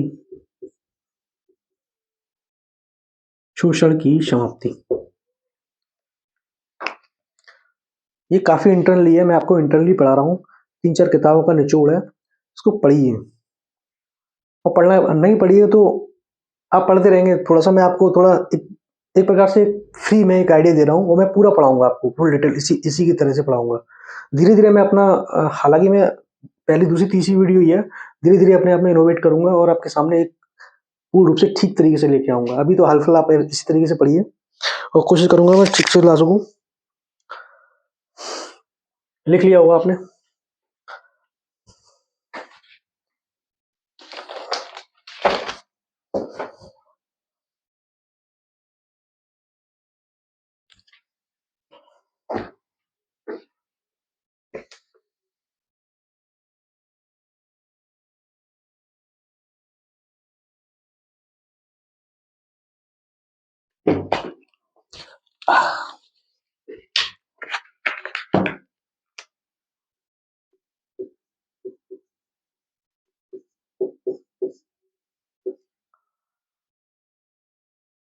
भारत की प्रस्तावना में भी ना समाजवादी व्यवस्था का उल्लेख है,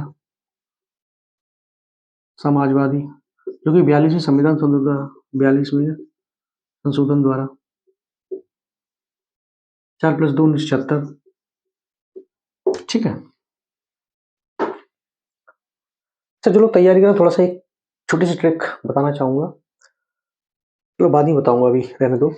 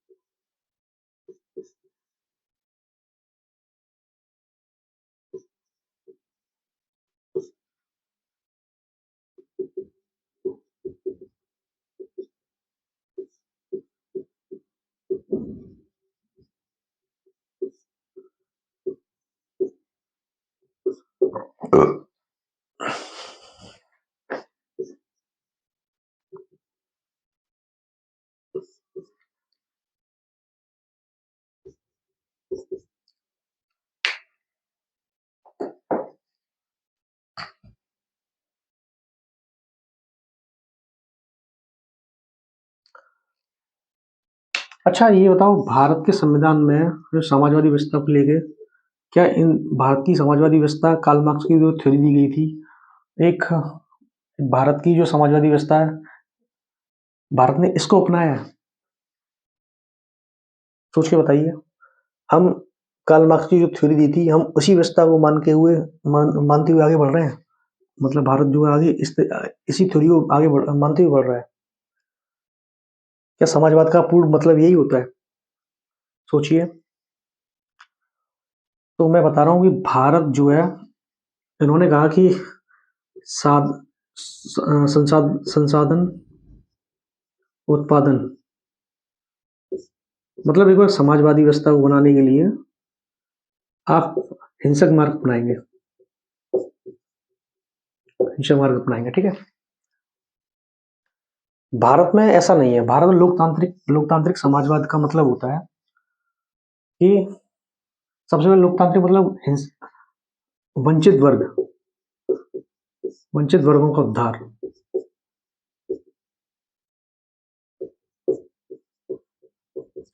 वंचित वर्गों का उद्धार, वंचित वर्गों का उद्धार। और समाजवादी व्यवस्था में, भारतीय समाजवादी व्यवस्था में कहा गया है कि आप ना वंचित वर्गों का उद्धार करते हुए अहिंसा का प्रयोग करेंगे। अहिंसा का प्रयोग यानी कि आपको हिंसा नहीं करनी है। तो भारत का जो संविधान में समाजवादी शब्द का जो उल्लेख किया गया है, तो अहिंसा माध्यम का प्रयोग करते हुए किया गया है और वंचित वर्गों के उद्धार को लेकर किया गया है। नहीं, कार्ल मार्क्स से कुछ कॉन्सेप्ट लिए गए हैं, लेकिन उसमें जो कुछ चीजें भारतीय संविधान इन चीजों को नहीं मानता है, जिसमें कि सबसे पहले हिंसा का, या ये हिंसा के प्रयोग के लिए बोलता है, यहाँ हिंसा अहिंसा का प्रयोग के लिए भारतीय संविधान बोलता है। ठीक है। और भारत में समाजवादी व्यवस्था का जो समाजवाद है, समाजवाद को पूर्ण रूप से बताया नहीं है। समाजवाद क्या है, मतलब पूरी तरीके से परिभाषित नहीं किया। चलिए, ये तो थोड़ा सा डिस्क्रिप्शन अंदर से था। अब मेन मुद्दों पे बात करते हैं, छोटे टॉपिकों पे।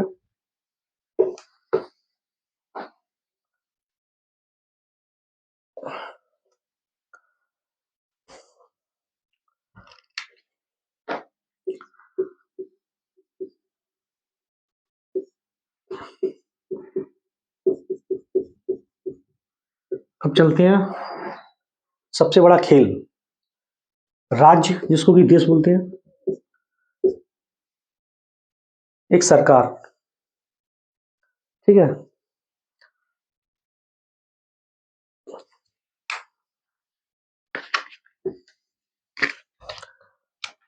मैं बताने की कोशिश कर रहा हूँ कि आपको समझ में आ सके।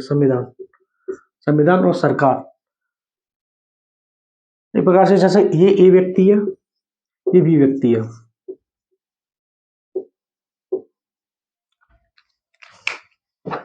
ए व्यक्ति भी, और सी व्यक्ति सुप्रीम कोर्ट है। ठीक है। तो क्या होता है, चार केस बनते हैं। Berubari case,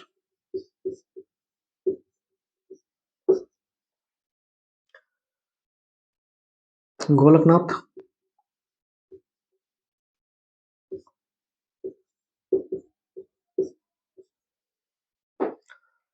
बीरूवादी case, Golaknath case. तीसरा हमारा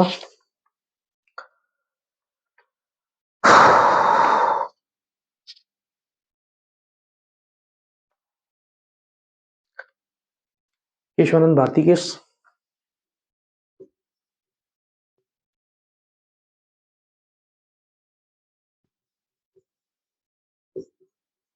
उन्नीस सौ 1965, 1960। इनको लिख लीजिए पहले।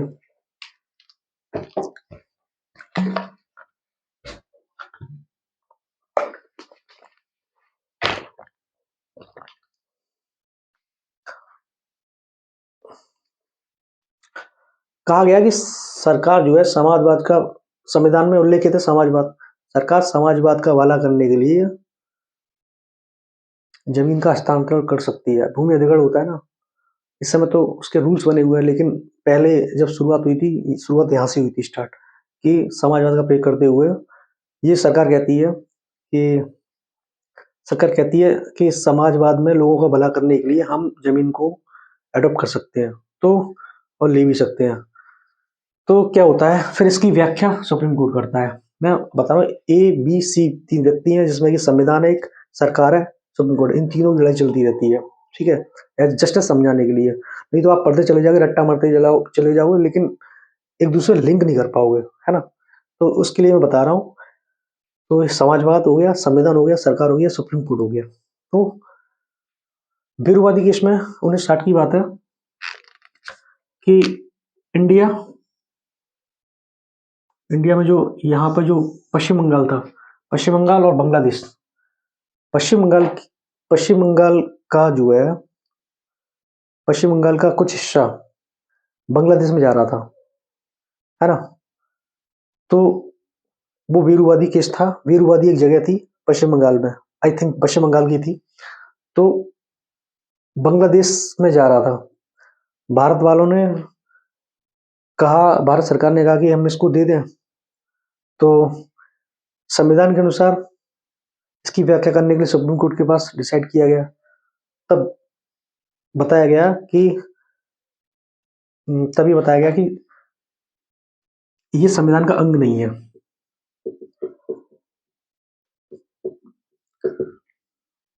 संविधान का अंग नहीं है। संविधान का अंग नहीं है, इसका मतलब क्या हुआ? आप चाहे इसको दे दें या ले लें, हम बीच में नहीं पड़ेंगे। यानी कि संविधान में ऐसा कुछ उल्लेखित नहीं है, हम इसको संविधान का अंग नहीं मानते हैं। आप इसको दे दें चाहे न दे दें, ठीक है? समझ आ रहा है नहीं आ रहा? दोबारा बताता हूँ, चलो। मान के चलिए ABC 3 व्यक्ति हैं, ये संविधान है, ये सरकार है, ये सुप्रीम कोर्ट है।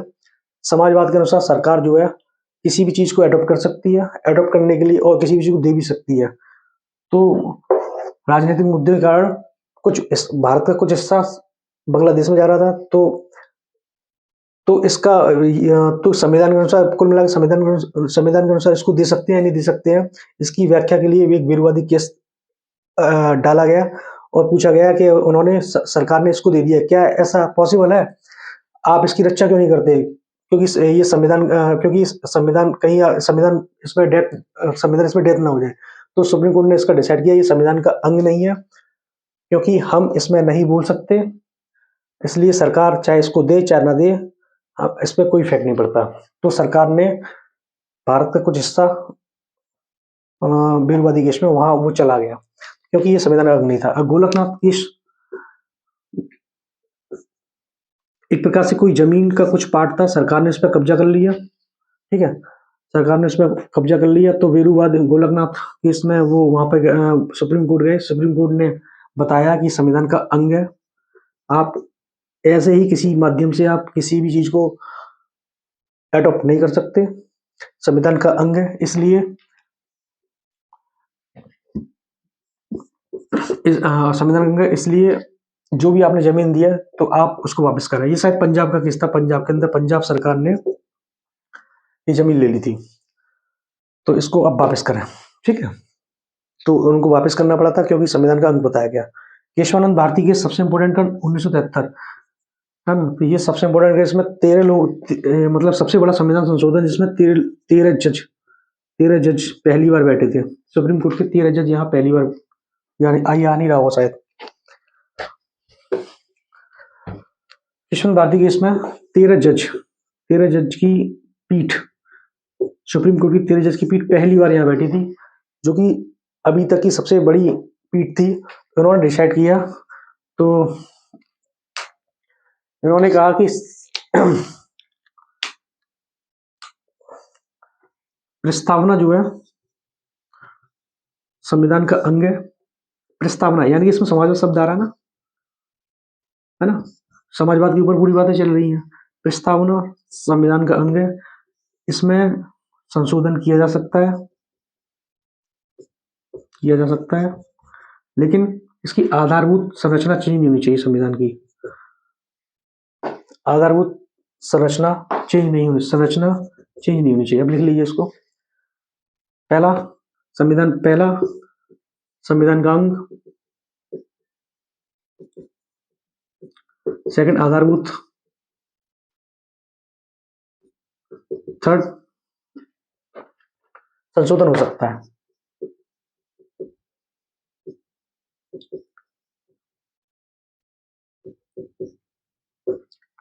इस तरीके से आपको पूरी बात समझ में आ गई। इसको लिख लीजिए, बहुत ज्यादा इंपॉर्टेंट है, सबसे ज्यादा इंपॉर्टेंट है। केशवानंद भारती केस है, बहुत परेशान करता है भाई, तैयार कीजिए इसको। वो है उसमें कुछ नहीं, बस इस कॉन्सेप्ट को समझना पड़ेगा। एक बार मैं और बता देता हूँ, प्रस्तावना की सब प्रस्तावना के अंदर समाजवादी है, तो कुल मिला के इन केसों में डिसाइड कीजिए प्रस्तावना संविधान का अंग है कि नहीं है ना? क्योंकि प्रस्तावना के अंदर समाजवादी शब्द आता है। समाजवाद शब्द के अंतर्गत जो सरकार है समाज का अवहेलना देके पूरी जमीन को जब्त कर लेती है, या किसी जमीन को देना ना देना राजनीतिक मुद्दे के कारण कुछ नहीं कह सकते हैं, तो इसके लिए समाजवाद आता है। समाजवाद के अंतर्गत बेरुवादी केस हुआ, जिसमें कि राजनीतिक मुद्दे को लेके बांग्लादेश में कुछ पार्ट उन्होंने दे दिया, तो सुप्रीम कोर्ट ने सही व्याख्या की इसका अंग नहीं है, तो आप दे सकते हैं। लेकिन गोलकनाथ केस में इसकी गोलकनाथ एक शायद क्या बोलते हैं, ये बहुत बड़े जमींदार होंगे, तो उनकी जमीन जब्त कर ली थी। वो सुप्रीम कोर्ट पहुंच गए। सुप्रीम कोर्ट ने कहा कि ये संविधान का अंग है, आप एक काम कीजिए, इसको वापस कीजिए, क्योंकि उसमें समाजवाद सब बताया गया है। उसके बाद केशवानंद भारती केस होता है। केशवानंद भारती केस हुआ 1973 में, जो कि सबसे इम्पोर्टेंट है। ये इसमें कहता है कि केशवानंद केशवानंद भारती केस ये होता है। इसमें कहता है कि भारत ये मतलब इसमें प्रस्तावना संशोधन किया जा सकता है। आधारभूत संरचना चेंज नहीं होनी चाहिए, यानी कि आधारभूत संरचना चेंज नहीं हुई। आधारभूत संरचना का मतलब होता है कि भारत, मैं आप बता चुका हूँ आधारभूत संरचना क्या होती है। जितने भी भारतीय संविधान के अंदर जितनी भी चीजें हैं, भारतीय संविधान की जितने भी आधारभूत, यानी कि मतलब जैसे कोई बॉडी होती है किसी इंसान की, अगर किसी बॉडी से अगर उसका दिल निकाल लिया जाए तो वो बॉडी कोई मतलब नहीं रहती है ना। ठीक है, उंगली कट जाए तो कोई दिक्कत नहीं। इस तरीके पूरा संविधान रहता है। उसका जो मेन पार्ट है, अगर वो चीज निकाल ली जाए तो संविधान की कोई मतलब नहीं रहता। इसलिए उसको आधारभूत संरचना बोलते हैं। फंडामेंटल, है ना, जो मतलब एक प्रकार से आधारभूत अधिकार होते हैं, आधारभूत संरचना होती है, उसको बोलते हैं संविधान की आधारभूत संरचना। तो इस तरीके से मैंने समाजवादी शब्द को बताया। लिख लिया होगा आपने, समझ में आ रहा होगा ना।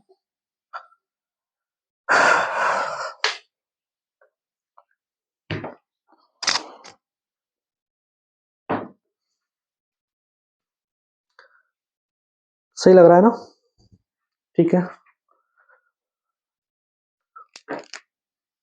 एक शब्द है पंथ निरपेक्ष। समाजवादी पंथ निरपेक्ष। अच्छा, एक शब्द है पंथ निरपेक्ष। भारत के संविधान में पंथ निरपेक्ष है, लेकिन इसको धर्मनिरपेक्ष क्यों नहीं कहा? लोग बहुत कंफ्यूज रहते हैं इस चीज में। धर्म मतलब होता है कर्तव्य, निरपेक्ष बिना।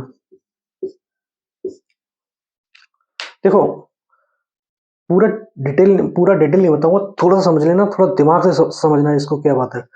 धर्म, जैसे पुराने टाइम में युधिष्ठिर धर्मनिष्ठ थे, यानी कि कर्तव्यनिष्ठ, है ना। कर्तव्यनिष्ठ, निरपेक्ष मतलब बिना, एक प्रकार से कर्तव्य के बिना, ये नेगेटिव सेंस के अंदर यूज किया जाता है। ठीक है, धर्म का मतलब कर्तव्य, धर्म का मतलब यहाँ धर्म से रिलेटेड नहीं है। कुल मिला के धर्म का मतलब धार्मिक प्रवृत्ति से कतई मतलब नहीं है इसका। धर्म का मतलब कर्तव्य से विहीन, इसका अर्थ ये हुआ। इसलिए इसमें धर्म निरपेक्ष नहीं डाला गया शब्द, इसलिए पंथ निरपेक्ष डाला गया। ठीक है, पंथ निरपेक्ष मतलब किसी का भी कोई धर्म नहीं होगा। भारत में क्या है, भारत के अंदर देखा जाए बहुत सारे जाति, उपजाति, लिंग, सांस्कृतिक इतिहास, जाति, उपजाति, लिंग, सांस्कृतिक, बहुत सारे लोग हैं जो कि अलग अलग संस्कृतियों के, अलग अलग धर्म के लोग हैं। तो इसमें क्या होता है कि इसमें किसी, अगर यहाँ पे अगर धर्म डाला जाता तो धर्म को कर्तव्य से विहीन के लिए दिखाया जाता। धर्म पंथ निरपेक्ष मतलब होता है कि किसी का कोई भी मतलब भारत सरकार मतलब संविधान का कोई भी, या किसी राज्य का, किसी हमारे संघ का कोई भी धर्म नहीं होगा। पंथ निरपेक्ष, हम लोग पंथ निरपेक्ष रहेंगे। इसको जस्ट ऐसे और समझिए, और थोड़ा बताऊं, कैसे बताऊं आपको कि पंथ निरपेक्ष का मतलब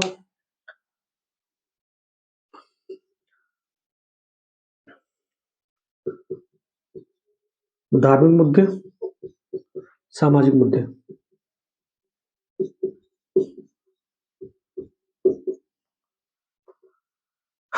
आर्टिकल 25 में आपको पता होगा, आर्टिकल 25 के अंदर क्या है कि धर्म से रिलेटेड है।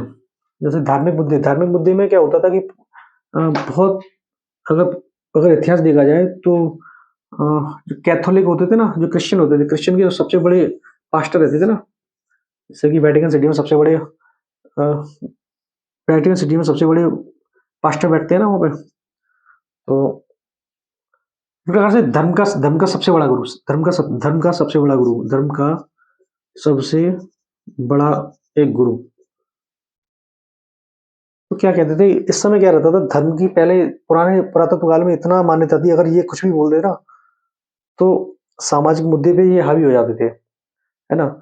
लेकिन लोकतांत्रिक जब व्यवस्था बनाई तो सामाजिक मुद्दे पे ज़्यादा कंसंट्रेट किया गया, धार्मिक मुद्दे पे कंसंट्रेट नहीं किया गया। तो जब संविधान बना या लोकतांत्रिक व्यवस्था बनी, किसी भी मतलब मैं भी भारत की बात कर रहा हूँ, विदेश की मैं वर्ल्ड की बात कर रहा हूँ, जब जब कभी भी सामाजिक व्यवस्था या धार्मिक मुद्दा मतलब जिस धार्मिक मुद्दा बना, तो उनसे कहा गया, वैसे तो ये मानते नहीं थे कि ये क्या बोलते हैं कि लोकतांत्रिक राज्य बनाने के लिए मानते नहीं थे, तो बड़ी मुश्किल में ये लोग माने, तो उन्होंने कहा कि हम ऐसा आपके धार्मिक पक्ष में आप धार्मिक पक्ष में आप जो कुछ करना है करते रहिए, हम आपके धार्मिक पक्ष में कुछ नहीं बोलेंगे, लेकिन आप सामाजिक पक्ष में बीच में नहीं आएंगे। सामाजिक पक्ष में जैसे कि लोगों का भला, समानता, स्वतंत्रता, अगर ये राज्य के मेन उद्देश्य हैं, या कहें तो फंडामेंटल राइट है ये, और आधारभूत रचनाएं, आप इनमें नहीं बोलेंगे, हम इनमें नहीं, हम आपके धार्मिक मुद्दों में नहीं बोलेंगे। अगर धार्मिक मुद्दे में अगर आप सामाजिक मुद्दा अगर लेके आएंगे, सामाजिक मुद्दा जैसे कि मतलब जैसे मान लीजिए कि कोई एक मंदिर रहता है भारत में, तो मंदिर में तिलक लगाने के लिए, या क्या बोलते हैं, तिलक लगाने के लिए या कप वस्त्र पहनने के लिए कहा जाए तो ठीक है, यहाँ तक सही है। लेकिन अच्छा, मंदिर का पुजारी अगर रहता है तो क्या है कि मंदिर का पुजारी सिर्फ क्या बोलते हैं, कुछ कुछ बड़े वर्ग के लोग ही बनेंगे। तो इस मुद्दे में हम लोग राज्य सामने आएगा, तो ये आपको कैंसिल करना पड़ेगा। ठीक है, जस्ट एज अ पंथ निरपेक्ष, मतलब कि यहाँ किसी का यहाँ किसी धर्म को चोट नहीं पहुंचाई जाएगी, मतलब इस देश का कोई भी धर्म नहीं होगा, या धार्मिक मुद्दे पे कंसंट्रेट नहीं किया जाएगा यहाँ पे। ठीक है, क्योंकि भारत में बहुत बहुलता आधारित सांस्कृतिक एकता है, संपन्नता है, इसको उजागर करना है भारत के लिए। तो बहुत ज्यादा बता दिया, कुल मिला के इसकी थीम यही है। पंथ निरपेक्ष का मतलब ये होता है कि राज्य का कोई भी धर्म नहीं है, राज्य का कोई भी एक धर्म नहीं है,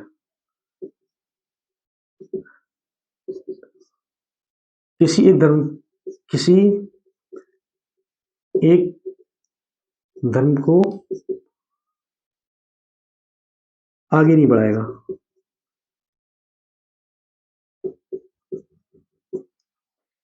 राज्य का कोई भी धर्म नहीं किसी एक धर्म को आगे नहीं बढ़ाएगा, समझे? क्योंकि यहाँ पे हिंदू, मुस्लिम, सिख, ईसाई, मतलब इस तरीके 6 लोग, मतलब बड़े बड़े तौर पे अगर देखा जाए, अल्पसंख्यक में देखा जाए, तो मतलब पूरी अगर जाति के आधार पर देखा जाए, तो सबसे पॉपुलेशन में देखा जाए तो हिंदू, मुस्लिम, जैन, सिख, ईसाई 6 लोग मैन है, जिसमें कि जैन सबसे कम है ना? ये अलग अलग बात है, एक बार पूछा गया था क्वेश्चन में। तो राज्य का कोई भी धर्म नहीं है यहाँ। राज्य की इस चीज को समझिए, संविधान के अंदर जब आप अच्छे संविधान को पढ़ते हैं तो वहां राज्य की बात करता है, राज्य का मतलब सरकार की बात करता है। राज्य मतलब कोई भी सरकार का कोई भी धर्म नहीं है, कोई भी किसी एक धर्म को बढ़ावा नहीं देगी, और किसी एक धर्म को कोई सांप्रदायिकता नहीं फैलाई। अगर फैलाती है तो सुप्रीम कोर्ट बीच में आएगा, संविधान का अवहेलना दी जाएगी, और हम जो भी कानून है, सरकार अपने उद्देश्य के लिए जो भी कानून या नियम बना रही है, हम उसको रद्द कर देंगे। मतलब आधारभूत रचना भारतीय संविधान की चेंज नहीं होनी चाहिए। आधारभूत संरचना के लिए धार्मिक पक्ष में पंथ निरपेक्ष रहेगा, ठीक है ना?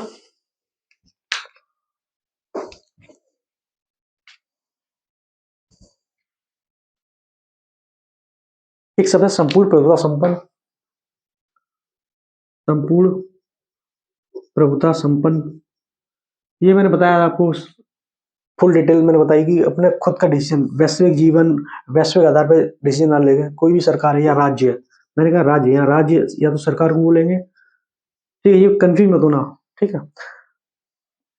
या राज्य सरकार को बोलते हैं, तो कोई भी राज्य या सरकार इसमें यूज नहीं किया है, राज्य, राज्य मतलब सरकार के लिए यूज किया गया है।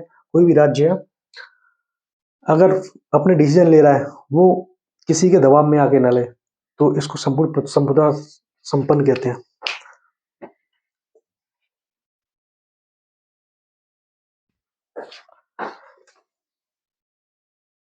अब चलते हैं लोकतांत्रिक।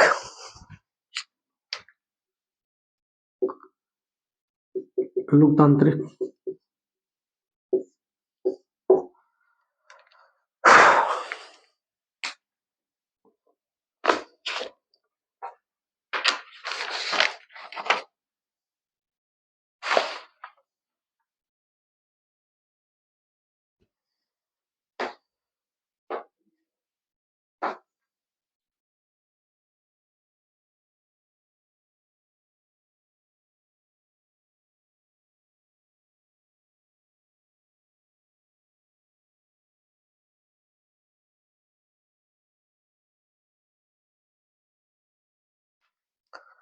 लोकतांत्रिक मतलब होता है उत्तरदायी सरकार।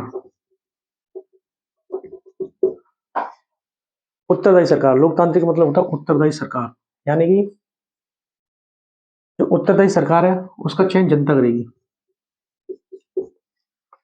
लोकतंत्र का मतलब ही जनता, कह रहा जनता के लिए जनता का शासन, जनता जनता के द्वारा। किसने बात कही थी? एपीजे अब्दुल कलाम ने? नहीं नहीं नहीं, अब्राहम लिंकन ने, यूएसए में। ठीक है, याद रखना। उसके बाद नेक्स्ट मतलब लोकतंत्र। लोकतंत्र जो भी करता धरता है वो सब जनता है, बस इतना डिटेल है। ठीक है, लोकतांत्रिक गणराज्य। करते हैं बात गणराज्य की।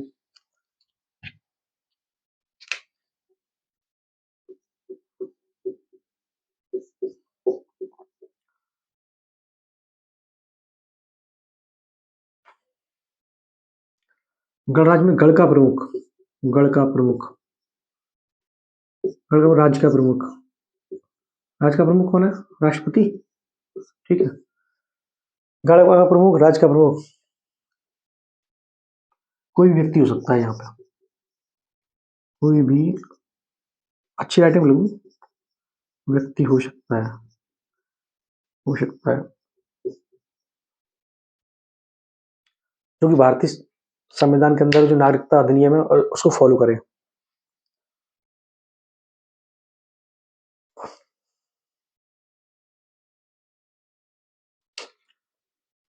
राज्य का प्रमुख निर्वाचित राष्ट्रपति।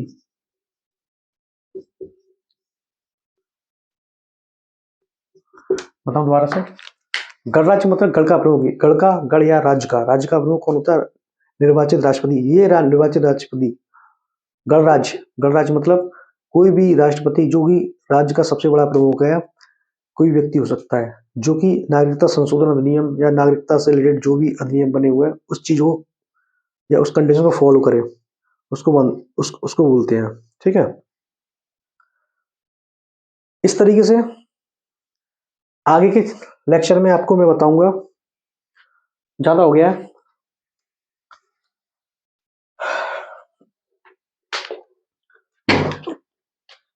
आपको क्या करना है समझ रहे ना आप, डिटेल पूरी पढ़ लेनी है।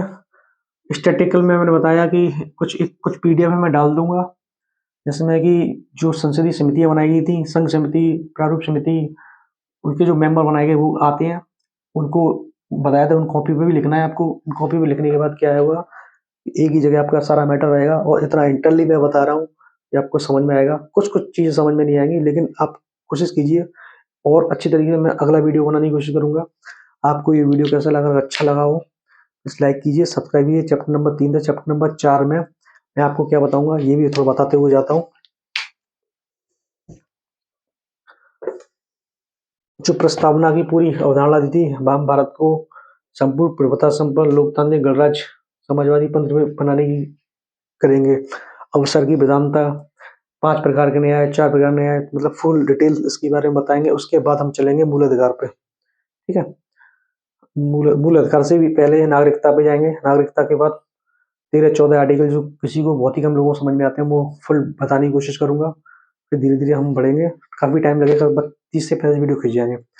आपको ये वीडियो कैसा लगा बताइए, और प्लीज़ सब्सक्राइब कीजिए, ज़्यादा से ज़्यादा शेयर कीजिए। अच्छा पढ़ा रहा हूँ भाई, देखना तो पड़ेगा। चलिए, थैंक यू, नमस्कार।